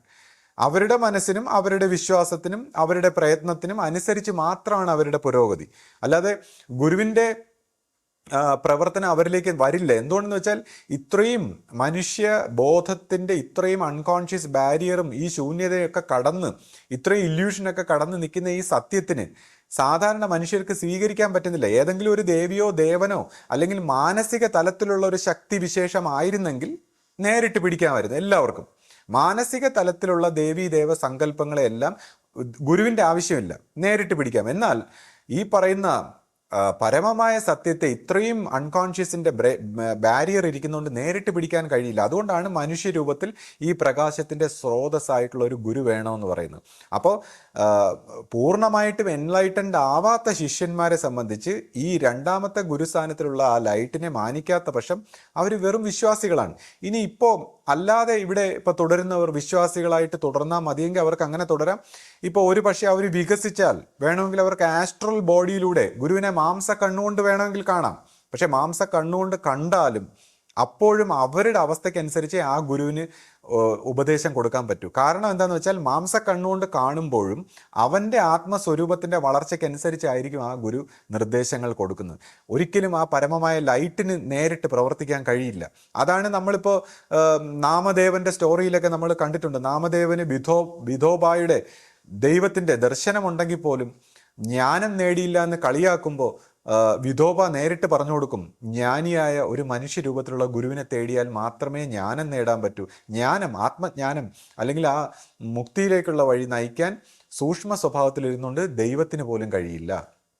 അപ്പോൾ ഗുരുവിനെ ശരണം പ്രാപിക്കണം. അതാണ് നമ്മുടെ ഭാരതത്തിൻ്റെ ഒരു ചരിത്രം. മനുഷ്യരൂപത്തിലുള്ള ഒരു ഗുരുവിന് മാത്രമേ ആ ലൈറ്റിനെ പകർന്നു തരാൻ പറ്റൂ. കാര്യം ശിഷ്യൻ്റെ മനസ്സ് അന്ധകാരത്തിലാണ്. നേരിട്ട് ശിഷ്യന് പരമമായ ദൈവത്തിലേക്ക്, സത്യത്തിലേക്ക് പരിണമിക്കാൻ കഴിയില്ല. അപ്പോൾ ഒരു വിശ്വാസിയായിട്ട് തുടരാം. പക്ഷെ അവിടെ എല്ലാം ഫുൾ റെസ്പോൺസിബിലിറ്റി തനിക്കാണ്. പിന്നെ ഗുരുവിനെ ആയതുകൊണ്ട് നമ്മൾ ഒരു പൈശാചികമായ നെഗറ്റീവായിട്ടുള്ള ഒരു വശത്തിലേക്ക് പോകുന്നില്ല. പക്ഷേ അവനവൻ്റെ രീതിയിലെ പോകാൻ പറ്റൂ. കൂടാതെ പൈശാചിക സ്വാധീനങ്ങൾ അപ്പോഴും ഉണ്ടാവും. കാര്യം പൈശാചികമായ മനസ്സിനെ നിയന്ത്രിക്കുന്ന ശക്തികൾ ഈ അന്തരീക്ഷത്തിൽ ഉള്ളത് കൊണ്ടാണല്ലോ നമ്മൾ ഈ ഗുരുവിനെ, ഈ ലൈറ്റിൻ്റെ മുമ്പ് ഒന്ന് വണങ്ങണമെന്ന് പറയുന്നത് തന്നെ നമ്മൾ പൈശാചിക തത്വങ്ങൾക്കും പൈശാചിക ചിന്താധാരകൾക്കും ഈ അന്തർയാമി സ്വഭാവത്തിലുള്ള ശക്തിവിശേഷങ്ങളിൽ നിന്ന് മോചനം നേടാനാണല്ലോ ഒരു ആധ്യാത്മിക സാധകൻ ഗുരു സംസർഗത്തിൽ അല്ലെങ്കിൽ സത്സംഗത്തിൽ വരണമെന്ന് ഇത്രയും പറഞ്ഞിരിക്കുന്നത്. അപ്പോൾ എങ്ങനെയായാലും വിശ്വാസ സ്വഭാവത്തിൽ തുടരുന്നവർക്ക് അങ്ങനെ ആകാം. പക്ഷേ അതിൻ്റേതായ ഡ്രോബാക്കുകളും റെസ്പോൺസിബിലിറ്റിയും ഉത്തരവാദിത്വവും കഷ്ടതകളും എല്ലാം അവരെ ഏറ്റെടുക്കണം എന്നുള്ളതാണ്. അപ്പോൾ ഗുരു സ്വഭാവത്തിൽ വരുമ്പോൾ ഇതെല്ലാം ഗുരുവിൻ്റെ റെസ്പോൺസിബിലിറ്റിയാണ്, ഗുരുവിൻ്റെ നിയന്ത്രണത്തിലാണ് എല്ലാം. അപ്പോൾ അതാണ് എളുപ്പമായൊരു വഴി. അപ്പോൾ ആ എളുപ്പമായിട്ടുള്ള ഗുരു പകർന്നു തന്നേക്കുന്ന ലൈറ്റിൻ്റെ ഗുരുമാർഗത്തിൻ്റെ വഴി സ്വീകരിക്കാൻ നമ്മൾ സദാ തയ്യാറായിരിക്കണം. അത് നമുക്കുള്ള ഒരു ഭാഗ്യമാണെന്ന് തിരിച്ചറിയണം. അപ്പോൾ ഈ ഒരു സംശയത്തിൻ്റെ, ഇത്തരത്തിലുള്ള സംശയങ്ങൾ പോലും പൈശാചികത്വങ്ങളാണ്. നമ്മുടെ അന്തർയാമി സ്വഭാവത്തിൽ നമ്മളിൽ പ്രവർത്തിച്ച് പൈശാചികങ്ങളെ നമ്മളെ തെറ്റിക്കുന്നതാണ്. കാര്യം ലൈറ്റിലേക്ക് പോകാൻ അത് അനുവദിക്കില്ല എന്നുള്ളതാണ്. ലൈറ്റിൻ്റെ, നമ്മളെപ്പോഴും ശ്രദ്ധിക്കുക, ലൈറ്റിൻ്റെ ശരിയായ പാത്തിലേക്ക് പോകാൻ ഈ പൈശാചിക സ്വഭാവം സമ്മതിക്കില്ല. ഈ ഒരു മെട്രിക്സിനെ, ഇപ്പോൾ നിലനിൽക്കുന്ന ഈ സിസ്റ്റത്തിൻ്റെ ഭാഗമായി മെട്രിക്സിനെ ബ്രേക്ക് ചെയ്ത് ഒരു ജീവനെ പോലും രക്ഷപ്പെടാൻ അത് സമ്മതിക്കില്ല എന്നുള്ളതാണ്. അപ്പോഴാണ് ആ പരമമായ സത്യത്തിൻ്റെ ഒരു കാരുണ്യം ഗുരു സ്വഭാവത്തിൽ വന്നു നിന്ന് നമ്മളെ രക്ഷിക്കാൻ. അതാണ് ഞാൻ കഴിഞ്ഞ ദിവസം പറഞ്ഞു, ഗുരുമാർഗത്തിൽ മാർഗവും ലക്ഷ്യവും എല്ലാം ഗുരുവാണ്. ഗുരു ഒരു വാതിലാണ്. നമ്മൾ ഇപ്പോൾ ചില ഹോളിവുഡ് സിനിമയിലൊക്കെ കണ്ടിട്ടുണ്ട്, ചില ഒരു ഗാലക്സിയിൽ നിന്ന് മറ്റൊരു ഗാലക്സിയിലേക്ക് പോകാൻ ഒരു വോം ഹോൾ, അതായത് അതിനകത്തൂടെ കയറി പെട്ടെന്ന് അപ്പുറത്ത് പോകാം എന്ന് പറയുന്ന കണക്ക് ഇത്രയും വലിയ ബാരിയർ ആയിട്ടുള്ള ഈ സൃഷ്ടിക്രമത്തിൽ മൈൻഡ് കൊണ്ട് ഇത്രയും വലിയ ലോകങ്ങളും ദേവീ ദേവ സ്വഭാവങ്ങളും ഒക്കെ ഉണ്ടാക്കി വെച്ചിരിക്കുന്ന ഈ ഒരു ചക്രത്തിൽ ഈ ഇത്രയും വലിയ ശൂന്യതയാൽ മറയ്ക്കപ്പെട്ടിരിക്കുമ്പോൾ, ഇത്രയും വലിയ മനസ്സിനെ വഴിതെറ്റിക്കുന്ന പ്രകാശ സ്വഭാവങ്ങളാൽ ഇതിനെ മറച്ചു വെച്ചിരിക്കുമ്പോൾ, അവിടെ നിന്ന് ഒരു ജീവാത്മാവിനെ രക്ഷിക്കാൻ കാരുണ്യ സ്വഭാവത്തിൽ ഗുരു സ്വയം വന്നിരിക്കുകയാണ്. ഗുരു ഒരു വോം ഹോളിനെ പോലെ ഒരു വാതിലാണ്. ഗുരുവിൽ കൂടി കയറി നമ്മൾ ആ പ്രകാശത്തിലേക്ക് എത്തുക എന്നുള്ളതാണ്. ഗുരുവിനെ സ്നേഹിച്ചുകൊണ്ട്, അതാണ് ആ സ്നേഹബന്ധത്തിലൂടെയാണ്, സ്നേഹമെന്ന ആ ബന്ധത്തിലൂടെ, ഗുരുവിലൂടെ നമ്മൾ ആ സത്യത്തിലേക്ക് പരിണമിക്കുന്ന ഒരു സീക്രട്ടാണ് ഗുരുമാർഗം. അപ്പോൾ അതിൻ്റേതായ ഒരു തൂക്കത്തിൽ നമ്മൾ മനസ്സിലാക്കണം. ഇതുപോലെ സംശയിച്ച് പറഞ്ഞ് ഇങ്ങനെ തർക്കിച്ചൊക്കെ കളയുമ്പോൾ നമുക്ക് നമ്മുടെ ഗുരു, പരമമായ ആ നവജ്യോതി ശ്രീ കരുണാകര ഗുരു തുറന്നു തന്ന ആ വാതിലിനെ നമ്മൾ തന്നെ തട്ടിത്തെറിപ്പിക്കുകയാണ്. അപ്പോൾ ഇത് ആരും മനഃപൂർവ്വമല്ല, സംശയങ്ങളും ഭയങ്ങളും പല വിധത്തിലുള്ള ചിന്താധാരകളാൽ, പല വിധത്തിലുള്ള പൈശാചിക പ്രേരണകളാൽ നമ്മളിങ്ങനെ സംശയിക്കുകയാണ്. അത് നമ്മൾ തന്നെ തിരിച്ചറിഞ്ഞുകൊള്ളണമെന്നുള്ളതാണ്. ഇപ്പൊ ശ്രീ അഭിവന്ദ്യ ശിഷ്യപൂജിതയുടെ കാര്യത്തില് ശ്രീ ഒരു നല്ലൊരു ക്ലാരിറ്റി നമുക്ക് തന്നു. ഇപ്പോൾ ഒരുപാട് പേര് ചോദിക്കുന്ന ചില സംശയങ്ങളാണ്. ഇപ്പൊ ശ്രീക്ക് തന്നെ പലരും മെസ്സേജ് അയച്ച് ചോദിക്കുന്ന ഒരു കാര്യമാണ്, ഈ കാലഘട്ടത്തിൽ നമ്മുടെ ആദരണീയ ഗുരുരത്നം ജ്ഞാന തപസ്യയുടെ ഒരു രംഗപ്രവേശമാണ്. അപ്പോൾ ഒരുപാട് പേർക്ക് അദ്ദേഹത്തിനോട് വളരെ ഒരു വിരോധവും അദ്ദേഹത്തിന്റെ പ്രവർത്തനങ്ങളും അദ്ദേഹത്തിന്റെ ഒരു ശൈലിയും ഇഷ്ടപ്പെടാത്ത ഒരുപാട് പേര് ഈ ഒരു പരമ്പരയിൽ ഉണ്ടായിപ്പോയി. അപ്പം അതില് പലർക്കും സംശയങ്ങളും പല ആശങ്കകളും ഒക്കെയാണ്, പലർക്കും വിരോധവും ഒക്കെ ഉണ്ട്. അപ്പം എന്താണ് അദ്ദേഹത്തിന്റെ ആ ഒരു പ്രവർത്തന ശൈലി, എന്താണ് അതിന് എന്തെങ്കിലും ഒരു ക്ലാരിറ്റി ശ്രീക്കൊന്ന് തരാൻ പറ്റുമോ? ശരിയാണ്. ഈ ആദരണീയ ഗുരുരത്ന സ്വാമിയുമായി ബന്ധപ്പെട്ട് ഒരുപാട് പേര് എൻ്റെ അടുത്ത് നിരന്തരം ചോദ്യങ്ങൾ ചോദിക്കാറുണ്ട്. അപ്പോൾ ഞാൻ അവരോട് സംസാരിച്ച് തളർന്നു. ഞാൻ ചോദിച്ചു, ഇതുപോലെ ആരോപണങ്ങൾ ഉന്നയിക്കുന്നവർ അല്ലെങ്കിൽ പരാതി പറയുന്ന ഇവരാരെങ്കിലും എന്തെങ്കിലും ആധ്യാത്മികമായ ഒരു ക്ലാരിറ്റി ഉള്ളവരാണോ? അവർക്ക് ഇങ്ങനെയൊക്കെ പറയുമ്പോൾ, എന്തെങ്കിലുമൊക്കെ കാര്യങ്ങൾ പറയുമ്പോൾ അതിനെക്കുറിച്ച് അവർക്ക് മനസ്സിൻ്റെ ഒരു തലങ്ങളിൽ എന്തെങ്കിലും ഉണർവ് സംഭവിച്ചവരാണോ? അല്ലെങ്കിൽ അവർക്ക് എന്താണ് അവരുടെ സോഴ്സ്? ഇപ്പം തന്നെ പല കഥകളൊക്കെ പറയുമ്പോൾ ഈ പലരും ഇങ്ങനെ പറഞ്ഞു അങ്ങനെ പറഞ്ഞു എന്നൊക്കെ പറയുമ്പോൾ ഇതിൻ്റെയൊക്കെ ഒരു സോഴ്സ് എന്താണ്? ഇപ്പോൾ ഗുരു ഇദ്ദേഹത്തെ ഇവിടെ കയറ്റരുതെന്ന് പറഞ്ഞു, അങ്ങനെയൊക്കെ പറഞ്ഞു എന്നൊക്കെ ആരോടോ പറഞ്ഞു. അപ്പം ഞാൻ ചോദിച്ചു, ഇത് ആരോടാണ് പറഞ്ഞത്? അല്ലെങ്കിൽ തന്നെ നമ്മുടെ ഒരു ഗുരുവിൻ്റെ ശൈലി വെച്ച് നോക്കുമ്പോൾ, കാര്യം ഞാൻ ഈ ചുമ്മാ ആരെങ്കിലും പറയുന്നത് വിശ്വസിക്കുകയില്ല. ഗുരു ഒരു പിശാചിനെ പോലും രക്ഷിക്കാൻ നോക്കുന്ന ഒരു സ്വഭാവമാണ്. എത്ര ഗുരുവിനെ അപായപ്പെടുത്താൻ വന്നവരെ പോലും ഗുരു കൂടെ നിർത്തി നന്നാക്കാൻ നോക്കി എന്നുള്ളതാണ്. അപ്പം ഗുരു പറയുന്നതെന്ന് വെച്ചാൽ ഗുരുവിൻ്റെ ഒരു കാരുണ്യം തന്നെ. ഗുരു പറയുന്നത്, നല്ലവർ വന്നാൽ ഗുരു പറയും വേണമെങ്കിൽ നിങ്ങൾ ഇവിടെ നിന്നോളൂ. പക്ഷെ മോശമായ ഒരു വ്യക്തി വന്നാൽ ഗുരു പറയുന്നത് ഇങ്ങനെയാണ്, ഞാൻ നന്നാക്കിയില്ലെങ്കിൽ, ഞാൻ രക്ഷിച്ചില്ലെങ്കിൽ പിന്നെ അവരെ ആര് രക്ഷിക്കും? അതാണ് ഗുരുവിൻ്റെ ഒരു കാരുണ്യം. അപ്പോൾ വളരെ മോശമായ ഒരു വ്യക്തിത്വമാണെങ്കിൽ മനുഷ്യരാശിയുടെ ഭാഗമെന്ന നിലയ്ക്ക് ഗുരു ഒരിക്കലും അവരെ പറഞ്ഞു വിടില്ല എന്നുള്ളതാണ്. ഗുരുവിൻ്റെ സ്വഭാവം മനസ്സിലാക്കിയിട്ടാണ് ഞാൻ സംസാരിക്കുന്നത്. അപ്പോൾ ഏതെങ്കിലും വ്യക്തിയോട് ഇങ്ങനെ സംസാരിച്ചു എന്നൊക്കെ പറയുമ്പോൾ അതെനിക്ക് വിശ്വാസയോഗ്യമായിട്ട് തോന്നുന്നില്ല. പിന്നെ ഇങ്ങനെ പല ഒരു സ്ത്രീയുടെ ഒരു ചാറ്റ് എന്നൊക്കെ പറയുന്നത്, അത് കണ്ടപ്പോൾ തന്നെ ഞാൻ പറഞ്ഞു അത് കള്ളത്തരത്തിൽ ചമച്ചു വിട്ടതാണ്, കെട്ടിച്ചമച്ചതാണ്. കാരണം ഇപ്പം എന്നെ സംബന്ധിച്ച് ഞാൻ ആദ്യകാലം മുതൽ സ്വാമിയോട് ഒരു പ്രതിപക്ഷ സ്വഭാവത്തിലാണ്. പ്രതിപക്ഷ സ്വഭാവം എന്ന് പറയുമ്പോൾ ഒരു വിമർശനാത്മകം. ഈ പ്രതിപക്ഷം എന്ന് പറയുന്നത് നല്ലതാണ്. ഇപ്പോൾ ഗുരുമാർഗത്തിൽ പ്രതിപക്ഷമില്ല, കാരണം ഗുരുവാണ് ഭരിക്കുന്നത്. ഗുരുമാർഗത്തിൽ പ്രതിപക്ഷത്തിന് സ്ഥാനമില്ല. പക്ഷെ നമ്മുടെ പൊതുസമൂഹത്തിൽ പ്രതിപക്ഷത്തിന് വളരെ സ്ഥാനമുണ്ട്. ഒരുപക്ഷെ ഭരണപക്ഷത്തിൻ്റെ അതേ ക്വാളിറ്റി പ്രതിപക്ഷ നേതാവിനുണ്ട്. എന്താണെന്ന് വെച്ചാൽ അതിന് പ്രതിപക്ഷത്തിൻ്റെ ക്വാളിറ്റി അനുസരിച്ചിരിക്കും ഭരണത്തിൻ്റെ മേന്മ. അപ്പോൾ നോർമൽ സർക്കംസ്റ്റാൻസിൽ പ്രതിപക്ഷത്തിന് വളരെ പ്രാധാന്യമുണ്ട്. എന്നാൽ നമ്മുടെ ഇപ്പോൾ ഗുരുമാർഗത്തിൽ പ്രതിപക്ഷത്തിന് സ്ഥാനമില്ല. ഇനി നോർമൽ സാഹചര്യത്തിൽ നമ്മൾ നോക്കിയിട്ട് ഇപ്പോൾ റിബൽസായിട്ടൊക്കെ പ്രവർത്തിക്കുന്ന വ്യക്തികൾ സത്യം പറഞ്ഞാൽ രാജ്യദ്രോഹികളെയും വിധ്വംസക തീവ്രവാദികളെ പോലെയാണ് പ്രവർത്തിക്കുന്നത്. അവരെ ആ കാറ്റഗറിയിലാണ് പെടുത്തേണ്ടത്. രാജ്യദ്രോഹികളും തീവ്രവാദികളും ഒരു രാജ്യത്തിന് എത്രമാത്രം അപകടമാണോ അതുപോലെയാണ് ഇവർ വിധ്വംസക പ്രവർത്തനങ്ങൾ നടത്തുന്നത്. ആ രാജ്യത്തിനെ തകർക്കാനാണ് നോക്കുന്നത്. എന്നാൽ എൻ്റെ ഒരു ആറ്റിറ്റ്യൂഡ് അദ്ദേഹത്തിനോട് ആദ്യകാലം മുതൽ പ്രായോഗികമായ ഒരു പ്രതിപക്ഷ സ്വഭാവത്തിലാണ്. അതും ഞാൻ വളരെ ബഹുമാനവും ആദരവോടും കാണുമ്പോഴും ചില പ്രവർത്തികളിൽ ഞാനൊരു വിമർശനാത്മകമായ ഒരു ആറ്റിറ്റ്യൂഡ് എടുക്കാറുണ്ട്. അപ്പോൾ അങ്ങനെയുള്ള ഒരു വ്യക്തി എന്ന രീതിയിൽ ഞാൻ ഒരിക്കലും അദ്ദേഹത്തെ ന്യായീകരിക്കാൻ പാടില്ല, ഞാൻ ന്യായീകരിക്കാറില്ല. പക്ഷേ എന്നിട്ടും ഇതുപോലുള്ള ഈ ആരോപണങ്ങൾ കേൾക്കുമ്പോൾ ഞാനത് തികച്ചും തള്ളിക്കളയാണ്. കാര്യം എനിക്ക് വേണമെങ്കിൽ ആ ആരോപണങ്ങളെ മുഖവിലേക്ക് എടുത്തിട്ട് എനിക്ക് വേണമെങ്കിൽ ഇതൊക്കെ ശരിയാണെന്ന് പറയാം. ഇപ്പം എനിക്ക് പേഴ്സണലായിട്ടൊരു വൈരാഗ്യമോ അല്ലെങ്കിൽ അങ്ങനെ ഒരു നെഗറ്റീവ് മെൻറ്റാലിറ്റി ഉള്ളൊരു മനസ്സായിരുന്നു ഞാനെങ്കിൽ ഞാൻ തീർച്ചയായിട്ടും ഞാൻ ഇതിനെയൊക്കെ സ്വീകരിക്കുമായിരുന്നു. എന്നാൽ എന്നെ സംബന്ധിച്ച് ഞാൻ ഗുരു എനിക്ക് കാണിച്ചു തന്നിട്ടുള്ളൊരു ക്ലാരിറ്റിയിൽ ചിന്തിച്ചപ്പോൾ എനിക്കിതെല്ലാം തിരസ്കരിക്കാനാണ് തോന്നിയത്. പിന്നെ ഇപ്പോൾ അദ്ദേഹത്തിൻ്റെ ഒരു രംഗപ്രവേശത്തെക്കുറിച്ച് നോക്കുമ്പോൾ ഇപ്പോൾ ഞാൻ ഞാൻ കുറച്ച് കാര്യങ്ങൾ തുറന്ന് സംസാരിക്കുകയാണ്. ഇപ്പോൾ അദ്ദേഹമായാലും അദ്ദേഹത്തിൻ്റെ അനുയായികളായാലും ഇതെന്തെങ്കിലും ഒരു ഞാൻ ഒരു തെറ്റായിട്ട് ഓരോ കാര്യങ്ങൾ പറയുന്നു അല്ലെങ്കിൽ ഞാൻ അദ്ദേഹത്തെ അപമാനിക്കാൻ ശ്രമിക്കുന്നു, അങ്ങനെയൊന്നും ആരും കരുതരുത്. കാര്യം ഞാനിത് തുറന്ന് പറഞ്ഞാൽ മാത്രമേ ഇതിന് ക്ലാരിറ്റി വരൂ. അല്ലെങ്കിൽ ഇങ്ങനെ ആൾക്കാരിങ്ങനെ മനസ്സിലിങ്ങനെ ഓരോന്ന് വെച്ച് കൂട്ടി അത് പ്രശ്നമായി പിന്നെ ആർക്കും നിയന്ത്രിക്കാൻ പറ്റാത്ത ഒരു രീതിയിലാവും. അപ്പോൾ ഞാൻ കുറച്ച് കാര്യങ്ങൾ തുറന്ന് സംസാരിക്കുകയാണ്. ഇപ്പോൾ അദ്ദേഹത്തിൻ്റെ ഒരു രംഗപ്രവേശം നമ്മൾ പരിശോധിക്കുകയാണെങ്കിൽ അദ്ദേഹം ഫൗണ്ടർ ഗുരുവിൻ്റെ കാലഘട്ടത്തിൽ അദ്ദേഹം ഒരു വിശ്വാസിയായിരുന്നു. അദ്ദേഹം ശിഷ്യപൂജിതയുമായി ബന്ധപ്പെട്ടാണ് ഒരു ശിഷ്യ സ്വഭാവത്തിലേക്ക് പരിണമിക്കുന്നത്. ഇപ്പോൾ ചെറുപ്പക്കാരായിട്ടുള്ള സന്യാസിമാർ പലരും ബ്രഹ്മചാരി, ഇപ്പോൾ ചൈതന്യസ്വാമി സ്നേഹാത്മസ്വാമിയൊക്കെ ഒരു പക്ഷേ ഗുരുവിൻ്റെ ശിഷ്യഗണത്തിൽപ്പെട്ടവരാണ്. ഗുരുവിൻ്റെ സമയത്ത് തന്നെ അവർക്ക് ബ്രഹ്മചാര്യം കൊടുത്തിരുന്നു, അതേപോലെ മറ്റ് ജന്യമാരെ കുറച്ച് പേരൊക്കെ. എന്നാൽ അവരെല്ലാം പിൽക്കാലത്താണ് സന്യാസം, അവർ പൂർണ്ണതയിലേക്ക് പോയില്ല അല്ലെങ്കിൽ അവർ എൻലൈറ്റൻമെൻറ്റിലേക്കൊന്നും പോയില്ല എന്നുള്ള സാഹചര്യത്തിൽ രണ്ടാമത് അവർ ശിഷ്യപൂജിതയിലൂടെയും അതേ ഗുരുവിനെ അവർ ശിഷ്യത്വം സ്വീകരിക്കുകയുണ്ടായി. അപ്പോൾ ചെറുപ്പക്കാരായിട്ടുള്ള സന്യാസിമാരെല്ലാം സന്യാസം കിട്ടിയിട്ടുള്ളത് ശിഷ്യപൂജിതയിൽ നിന്നാണ്. അപ്പോൾ അവർ ശിഷ്യപൂജിതയുടെ ശിഷ്യഗണങ്ങളായിട്ടാണ് അവരെ പരിഗണിക്കേണ്ടത്. ഇപ്പോൾ എന്നെ പോലുള്ളവരും കുറേ ഗൃഹസ്ഥാശ്രമികളൊക്കെ ശിഷ്യപൂജിതയുടെ ഒരു ശിഷ്യഗണത്തിൽപ്പെട്ടവരാണ്. അപ്പോൾ അദ്ദേഹവും ശിഷ്യപൂജിതയുടെ ശിഷ്യഗണത്തിൽപ്പെട്ടവരാണ്. അദ്ദേഹത്തിന് ബ്രഹ്മചര്യം കൊടുത്തതും സന്യാസിയാക്കിയതെല്ലാം ശിഷ്യപൂജിതയുടെ ഒരു മേൽനോട്ടത്തിലാണ്, എന്ന് വെച്ചാൽ ശിഷ്യപൂജിതയിലൂടെ ഗുരുവിൻ്റെ മേൽനോട്ടത്തിലാണ്. അപ്പോൾ ഈ അവസ്ഥാപൂർത്തീകരണം നടക്കുന്ന ഒരു സാഹചര്യത്തിൽ നമ്മളത് ഒന്ന് പരിശോധിച്ചാൽ ഗുരുവിൻ്റെ മേൽനോട്ടത്തിലാണ് എല്ലാ കാര്യങ്ങളും. ഗുരു നിർദ്ദേശപ്രകാരമാണ് അവസ്ഥാപൂർത്തീകരണത്തിൻ്റെ ഓരോ കാര്യങ്ങളും ഗുരു നിർദ്ദേശപ്രകാരമാണ് ചെയ്തിരുന്നത്. അപ്പോൾ അവിടെ തന്നെ ഗുരുവിനെ ഇങ്ങനെ മാംസ കണ്ണുകൊണ്ട് കണ്ടാൽ പോലും, ശിഷ്യപൂജിത ഗുരുവിനെ മാംസ കണ്ണുകൊണ്ട് കണ്ടാൽ പോലും ആ പരമമായ സത്യത്തിൻ്റെ പ്രവൃത്തി ആകില്ല അത്. അതുകൊണ്ടാണ് ശിഷ്യപൂജിതയെ പരമമായ സത്യത്തിൻ്റെ ആ ട്രാൻസ്പാരൻ്റ് ആയ ഒരു ഗുരുവാക്കാൻ വേണ്ടി ഗുരു പരിശ്രമിച്ചു. അല്ലെങ്കിൽ വേണമെങ്കിൽ ഗുരുവിൻ്റെ ദർശനത്തിൽ നിന്നുള്ള വാക്കുകൾ കേട്ടുകൊണ്ട് നിയന്ത്രിച്ചാൽ മതിയായിരുന്നു. പക്ഷെ അങ്ങനെയല്ല,